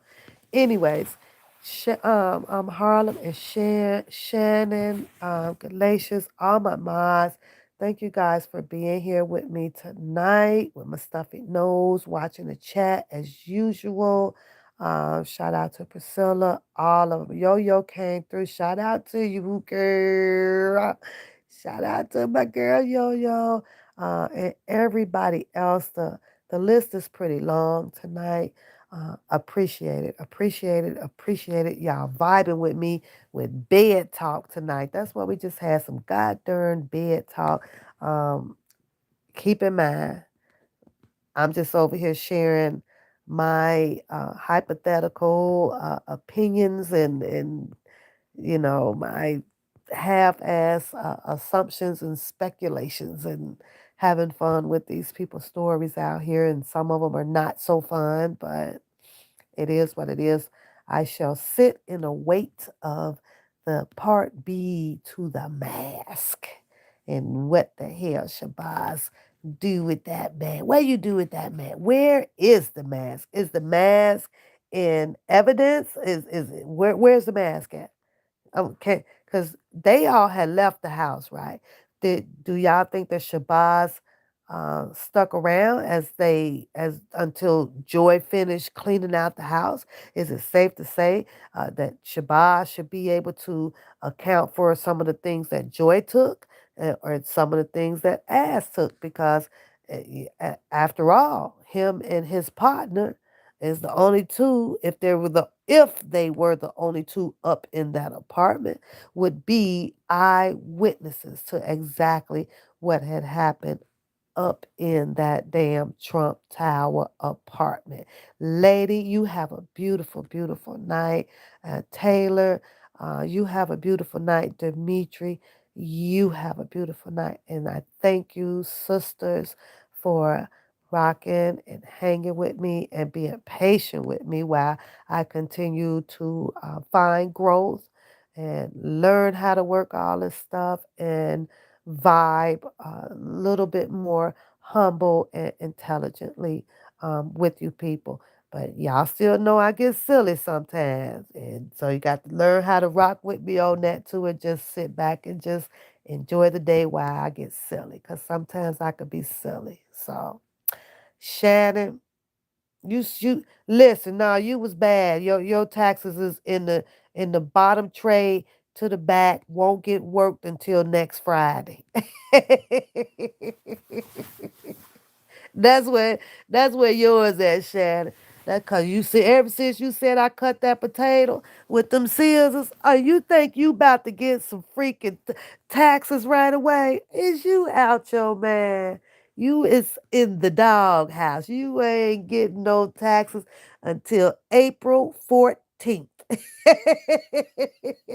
I already flagged yours with a red sticker on it, buddy. It don't move till I say it move.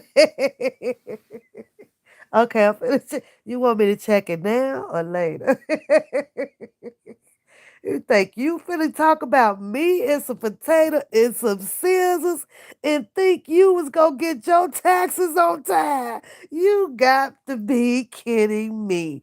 That don't work that way, sweetheart. And I tell you, I'm a bad mamma jamma. A lot I don't remember, but it's a lot that I do remember. Cut it. You think Sweetie getting hers on time? Hell nah. Sweetie ain't getting hers either. Since she wanted to be your compadre with this whole potato and scissors thing, you know damn well. I don't know why though, Shannon. But I've been messed up about that. That really messed me up. Hi, Trev. Hey, sweetheart. Shannon. Boy, that really messed me up, though, man. I was like, really, dude? I'm sitting over here with the top of the line of a potato peeler that flips around and turn it into an orange slicer or peel slicer, right? This boy sat up here. Yeah, would you hurry up and finish that potato with them damn scissors?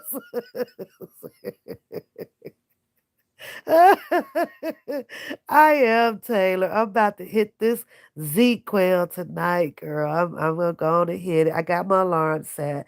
And normally I usually spring up like a chicken anyway. I got like this biological clock. Girl, I tell my mind to wake me up and I get up. So oh my God. So I don't know. What y'all think, chat? Should I hold Shannon and Sweetie taxes till April 14th? Uh, they pissed me off some more. I'm gonna have them paying them late fees. Yeah, I'm checking it. Oh Lord, have mercy. Oh jeez, y'all is something else. Nobody, you should go live so I can laugh. I'm tired of holding the phone now.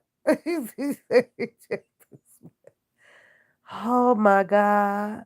Y'all ain't got no sense. I swear y'all don't. Y'all ain't got no sense over there. YouTube. I know it's been a long time. Let's see how long did it take. No sense at all. Okay, I got it. I'm going to check it out. I'm going to check it out. Don't forget. Oh, shit. Okay, so I forgot. You know what, Miss Brown? I forgot about it. So, but that's usually at what? Is it at 12? Wait a minute. So at 12 o'clock, it's going to be 11. Wait a minute, spring. No, it's gonna be it's gonna be 1. We're going ahead. It goes up, Shannon. We lose an hour, so it goes up. So at 12, it's going to, y'all finna go to bed. Because see, I'm going to be all messed. I see that shot time finding. Y'all know y'all silly. Y'all keeps me cracking up, though. I ain't gonna lie. I ain't gonna lie. I'm like, what is this? Y'all is so silly. So, yeah, we lose an hour. So it's going to be, at 12 o'clock, it's going to be 1 o'clock. I got it. Yeah. Hey, Shot Town. It's 10:13. Time don't go up till midnight, so it'll be 1 o'clock instead of 12 o'clock. Yeah. They cheat me, so I know I'm about to go and get my Z on quick, y'all. I'm about to get it on quick. But I gotta go. I had fun with y'all tonight. I brought as much opinions that I can possibly bring. Recycle of this other, this stuff here for Mr. Robinson Vesta Kelly it's crazy, And Shabazz says why ask now? Why ask why? What would be a better time or what would be a no time to tell it? I don't know. Everybody got a story. You got to go to the liquor store before Twit. You better make that store run. That Trey song, store run. I like that song too, store run. So have a good night, y'all. Let me go and I'm gonna click around on the YouTube and see what else is going on. But for Taylor May, like I say, go check out the Justice for RK where he talks about the Minnesota situation going on. It appears to still be open and not closed, and Mr. Kelly is going to need someone to speak on the behalf of that. So maybe Jennifer Bongino will put something in to cover that one as well. I don't know if it will have anything to do about jurisdiction, though. That's an open question, you guys. I don't know. I don't know. Minnesota. I don't know. Who's who can go up there? What's the difference 12 or 10 in changing the time? What you mean what's the difference? What's the difference of 12 or 10? You could change your time right now because midnight starts a whole new another day. 10 o'clock doesn't. That's the difference. You got to complete the 24-hour clock before it can change. See, do you know what? I'm holding your taxes now to June. I really am. I'm holding yours to June. You know you can't turn the clock up at 10 o'clock. You when you still in the day that began already. The day ends at 12. So now you can leap it. You can leap it ahead that hour now. You can't leap it from 10 and turn it to 11. It just doesn't work that way. It don't work. Now your ass trying to cheat me out of 2 hours of sleep. you you try to you know what, Shannon? Bye. That's all I'm gonna say to you is just bye bye, baby. Bye, baby, in my guy voice. I'm supposed to say bye to your ass because you just tried to have the government, goddamn it, cheat me out of 2 more hours of sleep. You want them to turn it up 2 hours ahead of time. Let me turn, let me turn this back around. You know, you want them to cheat me out of 2 hours of sleep. You need your ass whooped for that. You need your ass whooped now. You already given them 1 hour of it. We ain't finna do no two. Ain't gonna happen. No. Or other than that, Shannon, I was gonna have to be 2 hours late for work. I was gonna get them 2 hours, Shannon. I don't care what you say. I'm like, shit, yeah, I get there. I get there when I get there. It's my off day. Big money tomorrow. It's big money tomorrow. So I try to go in early so I can get out of there early. Early. That's all. So I don't know. I don't know, y'all. But Shannon, you is crazy. Bye, y'all. Have a good night. I will try to see you guys sometime through the middle of the week. God is good. God is great. God is good. God is great. So y'all be good. Y'all be great. That's it. Follow your truth. Follow your mind. And you will stay at peace and not drive yourself buku goddamn crazy out here. Because these people going nuts. Press, press, press, press, press. Press, press, press. They press, but they not impressionable. Go do some impressionable shit. That's what they need to do. Mm-mm. So y'all have what you say, Jason. I'm gonna give you one last question. What I wanted to know more about Rashonda. I don't know. Jason, I don't know. The word on the curb is no, she won't be there. I mean, she testified already in 2002. Then you have the word on the curb with the other side of the people. You have Jason, you have to divide Mr. Kelly's um let me see, umbrella into half, Jason. You're going to have the good half of people. You're going to have the bad half of people. You have the people out here that wants Mr. Robert Sylvester Kelly to just rot in cell, just rot away. They feel that the things that has come out about him is the most horrific things that they have ever heard in their lifetime due to the fact of the information that Drunken Larry came out to put out here for the people to share with amongst other people, right?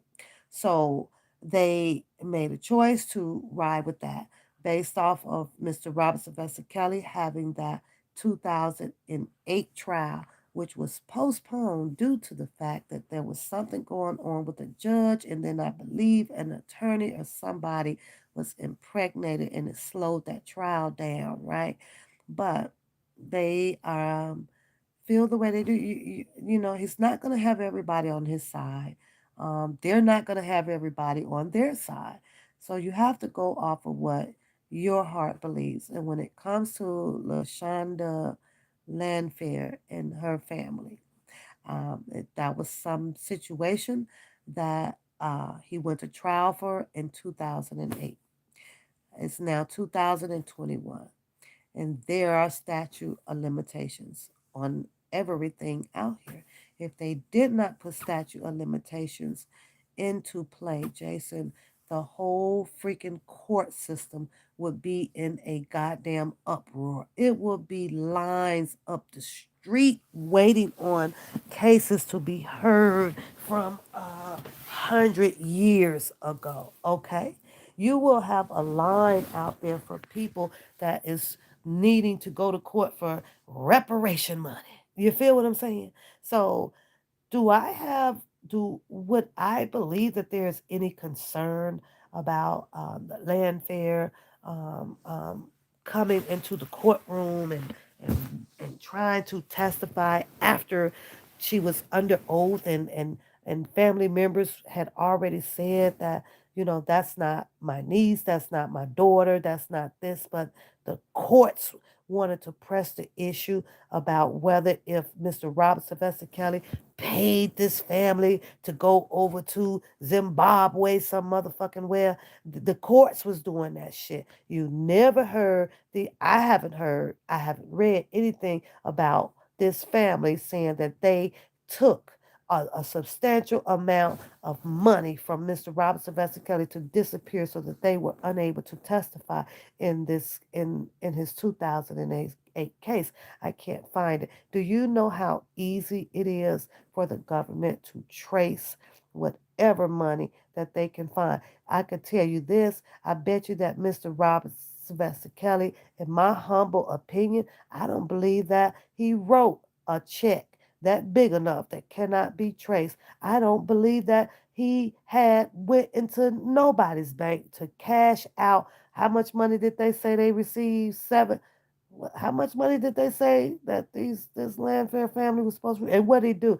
Put it in a black briefcase and gave them all cash. And you mean to tell me that this family, who claims that they went overseas, that a ticket purchase cannot be traceable? It's there. They can dig up all of this goddamn information. They know the family member's name. They go identify who bought the plane tickets, who names were in, how much did they pay. Go find out what hotels, how much did they pay for hotels room, how long was they over there. If that's some of amount of what they spent or whatever these people is alleging that these people didn't escape to because Mr. Kelly paid them off to go over there, then go get all of their goddamn shit. If that was so true, Jason, about LaShonda Landfair and them, situation. Do you know that Mr. Robert Sylvester Kelly would have been found guilty in the court of law, but because somebody that did not, in no shape, form, or fashion, go and find all of this information out to convict him, other than a goddamn videotape that they claim that they had, that was their niece that he PP'd on. Well, why didn't you have other circumstantial fucking evidence? You could have used something else if you really wanted it. And that's just the way that I look at that, Jason. And that's just my opinion. Overseas, Jason, all this goddamn shit is fucking traceable if the feds want it. They got jurisdictions every goddamn where. The same goddamn way, Jason, that they could sit up and go pull all your goddamn phone records to see whether if you was over there humping that girl in Australia on February the 14th for Valentine's Day and how much you paid for a room. If they don't find it in your name, they gonna look all through your people's name to find it and see if there was some type of association of any type of money laundering or whatever you want to call it. And that's a fact, Jason. So other than them trying to convict him on whether if there was a PP tape, if they really wanted him, they'd have got down to the meats and potatoes on it and brought a whole bunch of motherfucking evidence up in there about where the hell that goddamn family was at and how they got there. It's all I'm saying. That's all I'm saying. That's all I'm saying. So, it is what it is. I'm not for it at all. And that is One of my reasons, just one of my many reasons of why I will rock with R. Kelly has nothing to do with R. Kelly being this alleged whatever goddamn pedophile that they try to call this man, which I do not clearly see not one goddamn news channel on here going off about a 10 or 11 or 12 or 13 year or 14-year-old goddamn girls. That was that goddamn Jim Darrigadas from some shit that happened all the way back into 2002 through or 2001, 2000, 2000, 1999, 98, 97. That shit is over 20 something goddamn years ago. Everybody has the right, deserves the right to change their lives if they know that that is something that they did. If they have taken it up with God, you change your life and you're not out here hurting anybody or nothing like that, then you know what? It is what it is. And when I look inside this 2000 and 19, 18, yeah, 19 case that they picked him up on and read and rereading all of this stuff, I don't see anybody in there that was 12 years old, that was 13 years old. They talk about old shit, Jason. Old ass shit. And baby, if we come out here and get the airing out everybody old ass shit, they ain't got enough prison systems for us all. They ain't got enough. You gonna have to go and call the Clintons up for them to go build some more of them motherfuckers. Cause they ain't got enough of them. Mm-mm.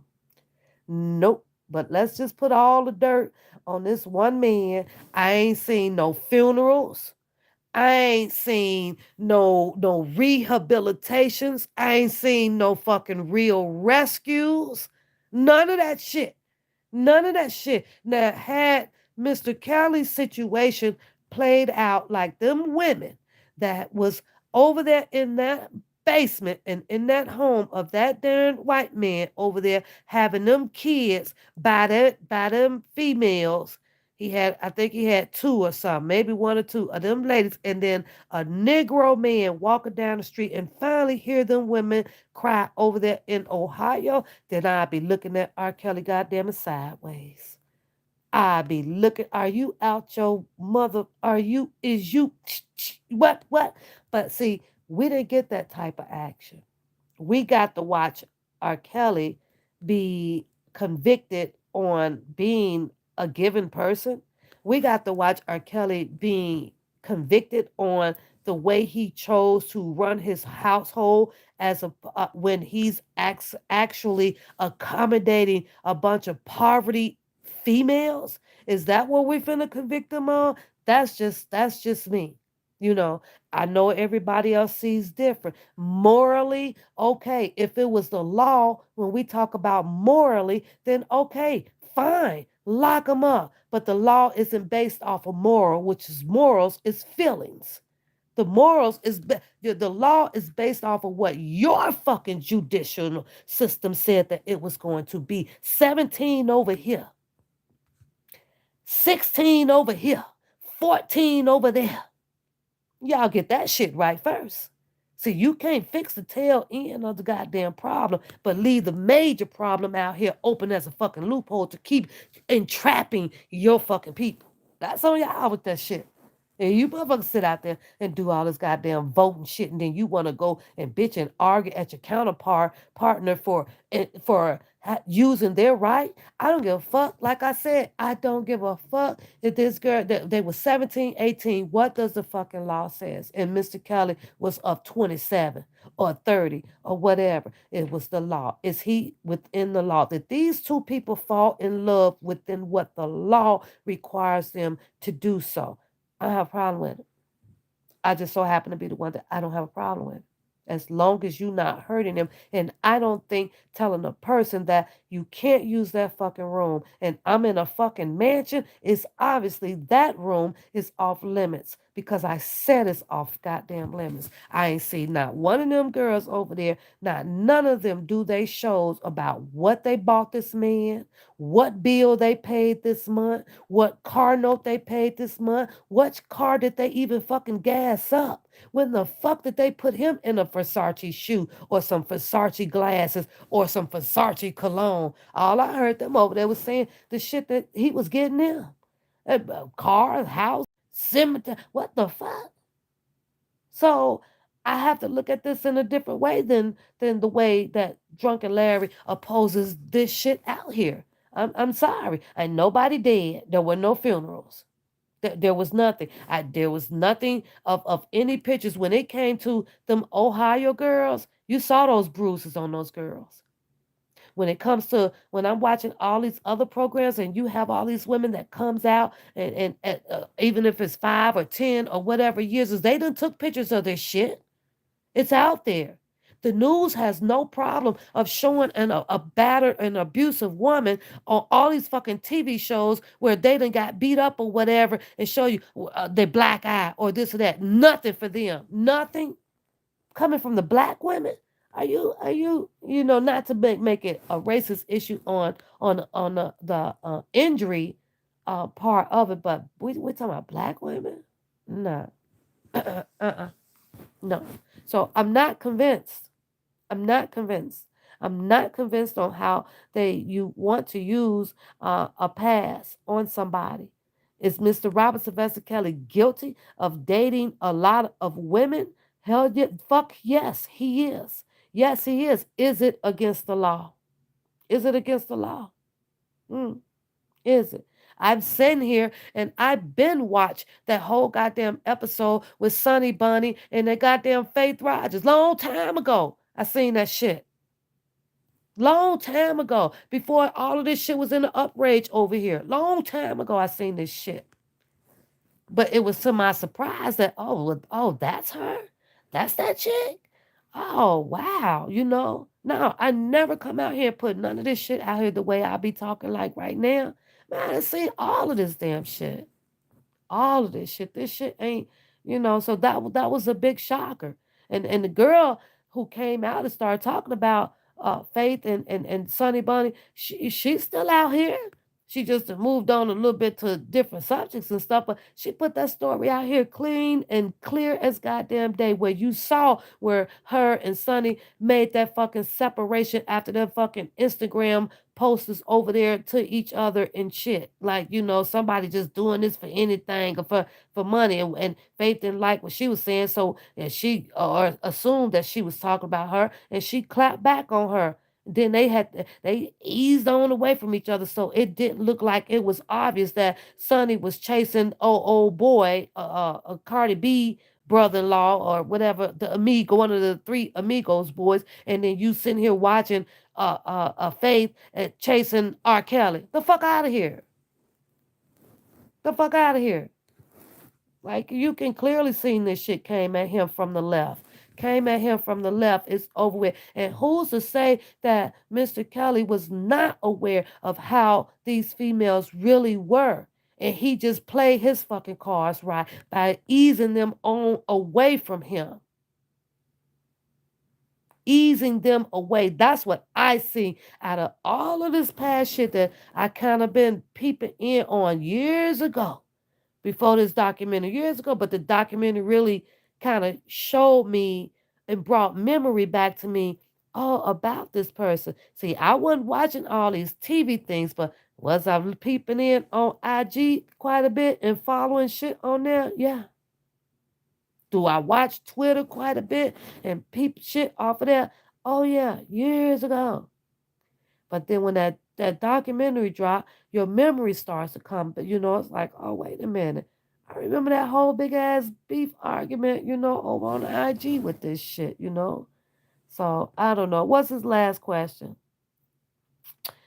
Her mom and dad said that that was her on the tape. Well, tell her mom and her dad it's too goddamn late. We it's too late. We'll be all right. We moving forward. What did they pick them up on now? LaShonda Landfair is not part of the racketeering. LaShonda Landfair is not part of the RICO.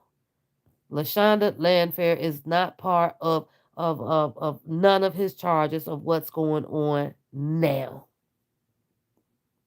They trying to revive it, resuscitate it. Poom poom. That's what they're trying to do. So guess we have to wait and see.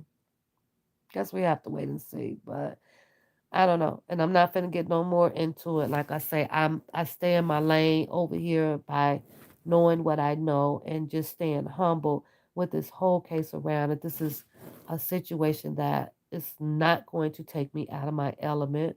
I'm not going to lose my mind about it at all. I'm not finna fight over back and forth with nobody about no indictments, about no motions, about none of that shit.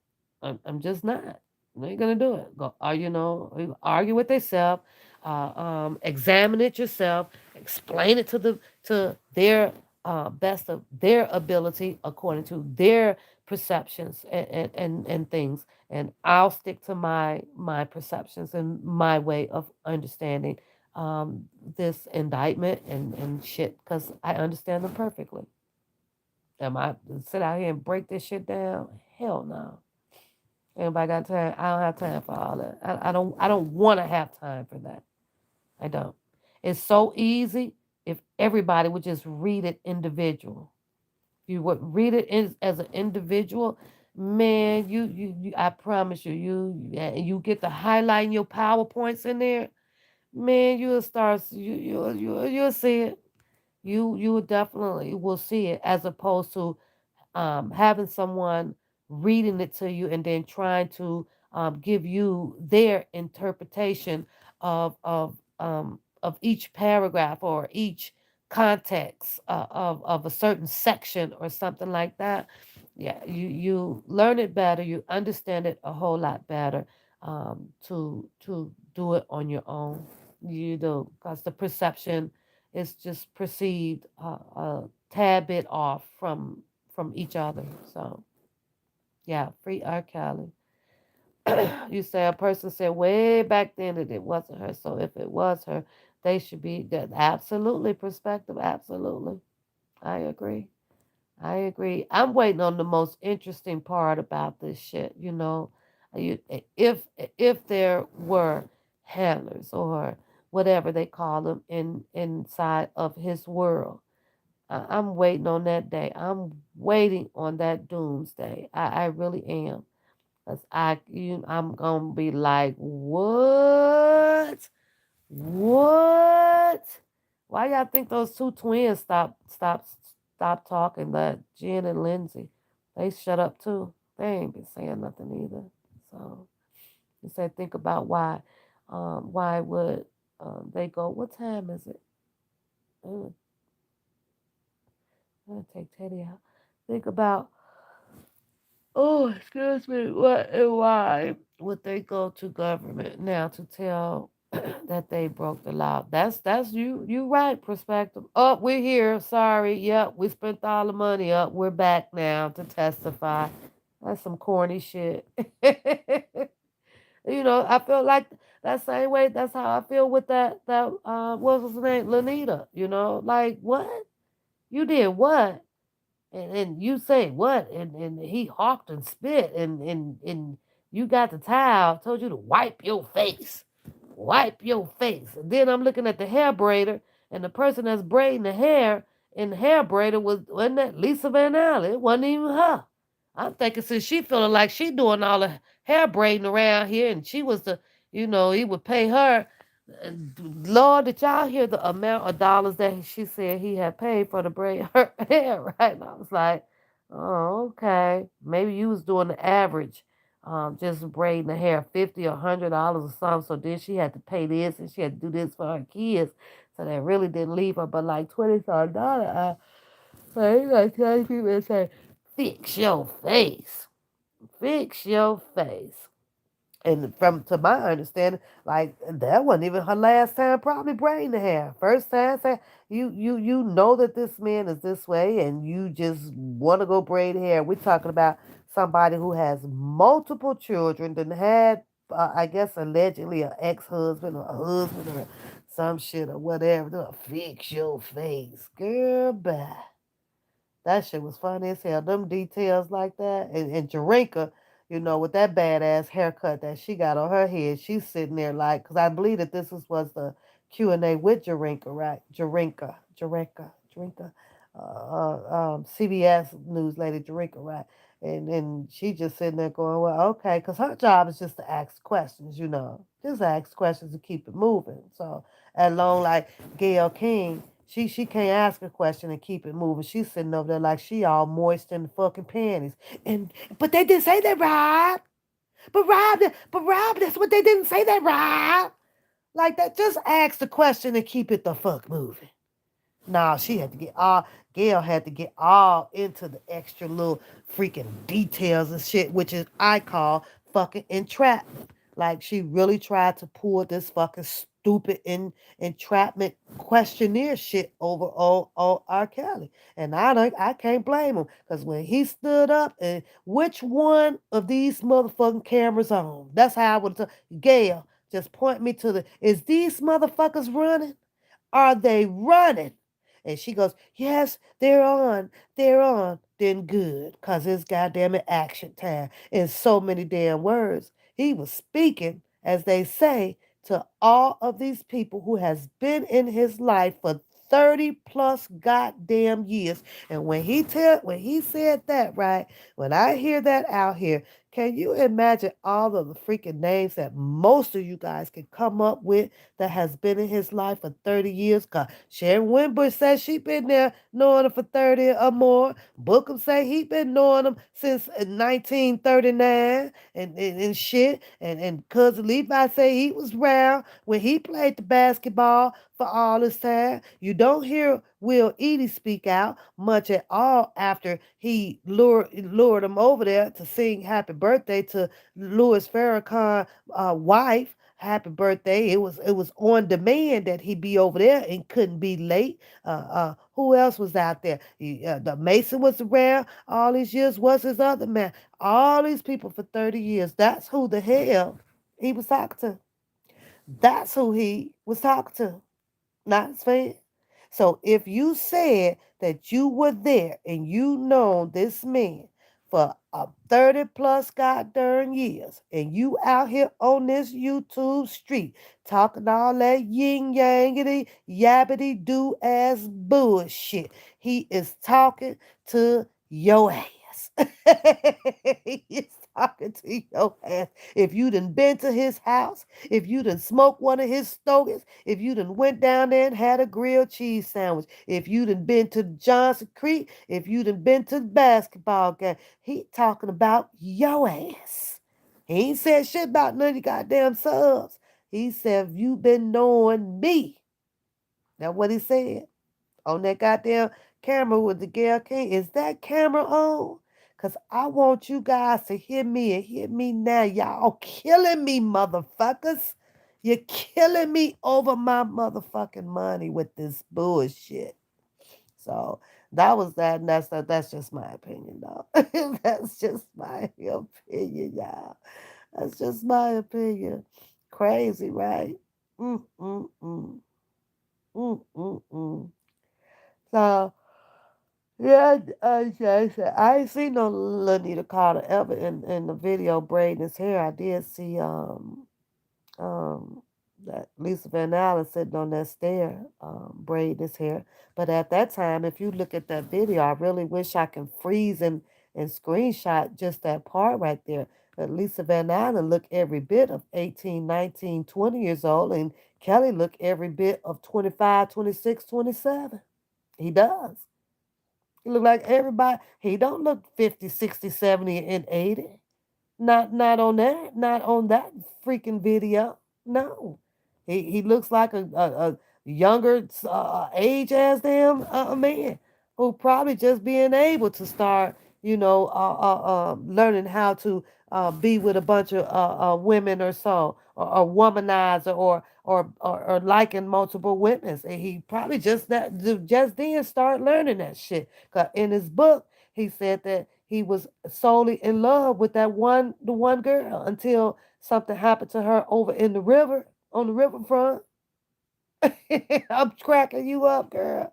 I'm over here feel like I'm sleep talking too, Taylor. You know how you could be sleeping?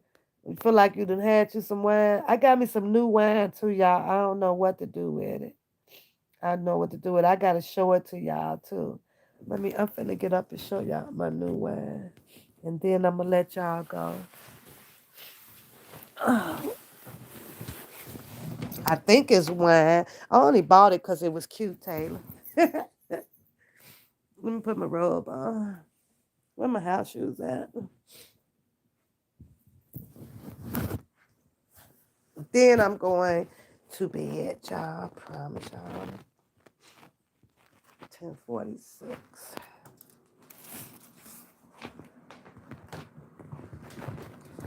My fireplace is still on. Uh, dark in here. Now look at the new can that I bought. And I gotta put these dishes away before I go to bed. After this, I'm leaving, but I don't know if I'm supposed to mix it or do I crush it in ice. But I bought it because it was pretty. See what I'm taking? Mm-hmm. Okay. Look at, ain't this pretty? What is that? Kinky. Do I just crush this with ice and it ain't about no 12 yet. Shut up. It's almost 12. And then I got the pink one. Look what we drink. Kinky. Kinky pink and kinky green. Let me see. This got a naughty fusion of mango, passion fruit, and blood orange, y'all. Mm-hmm. And the pinky green has tempting fusion of crisp green, apple, and pear. So what you saying? It's too late to have a sip of that? You say get. I got some vapor stuff. Let me see. Let me see. Man. I got a bunch of shit up in here. I do. I do. I do. I do. I do. I do. I do. I do. I do. I do. Well, we're gonna say those for. We're gonna try one of those for next Saturday live. I'm drinking this though, Shannon. This right here. See. I have a teaspoon of this in my tea now, or I'll mix it with my water. But yeah, let's see what it does here. Supports post workout, dietary supplement, beauty benefits, promotes healthy skin, supports strong hair, collagen, hydrolysate,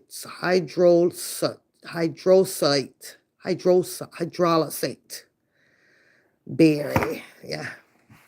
Other than that, you guys. Oh, and I got my Girl Scout cookies. Check them out. Girl Scout cookies, Girl Scout. I like those thin mints and the peanut butter. Y'all got y'all Girl Scout cookies? Y'all support that Girl Scout. Okay, so you say the kinky is the bomb. The pink is good too. Okay, so do I mix it with, do I crush ice in it or that's it? Just put it on some ice and just sip it? Because this one is new to me. I usually don't be drinking no fruity tooty ass color drinks. I really don't. I don't drink no fruity tooty, so this would be the first one other than Boone's for her. Look. Ted, say good night. Say good night. Huh? Ain't nothing to eat in there. Nothing.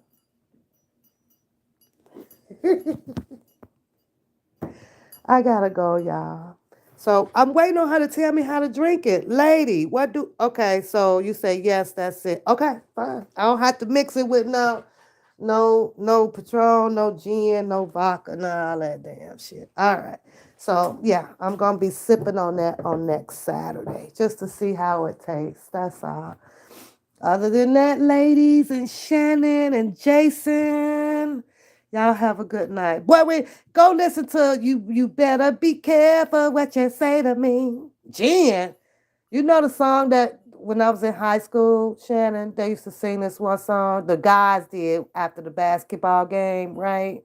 You would have basketball team, let's say Collins against Marshall or something like that, right? Or all of those, right? Then after one team would, I guess, let me use Marshall because Manly High. Let's use Manly because that's where all the thugs and the 2 cent ass niggas come from, right? Manly High School. And then we need some gin to keep this nigga hard. And I used to be like, what are they saying? Because I'm kind of a little, I'm athletic, but I ain't never. I was like, what the fuck? That wasn't our slogan over at my high school, right? And we need some gin. And the crazy thing, and then the girls at the Manly High School would have like this rebuttal, right?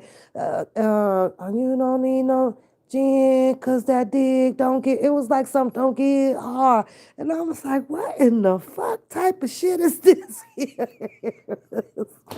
But that's what I heard. All that gin, yeah, men. That's why they be drinking a lot of gin for that reason, and that reason only. I don't know. I can't be sure. I am not a man.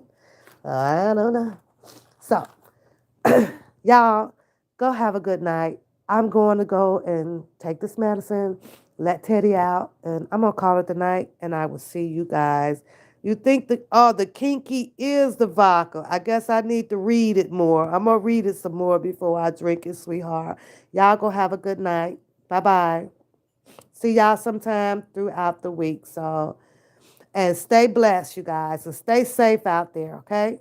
Okay. Good night. Night, y'all. Y'all give me a call. Bye.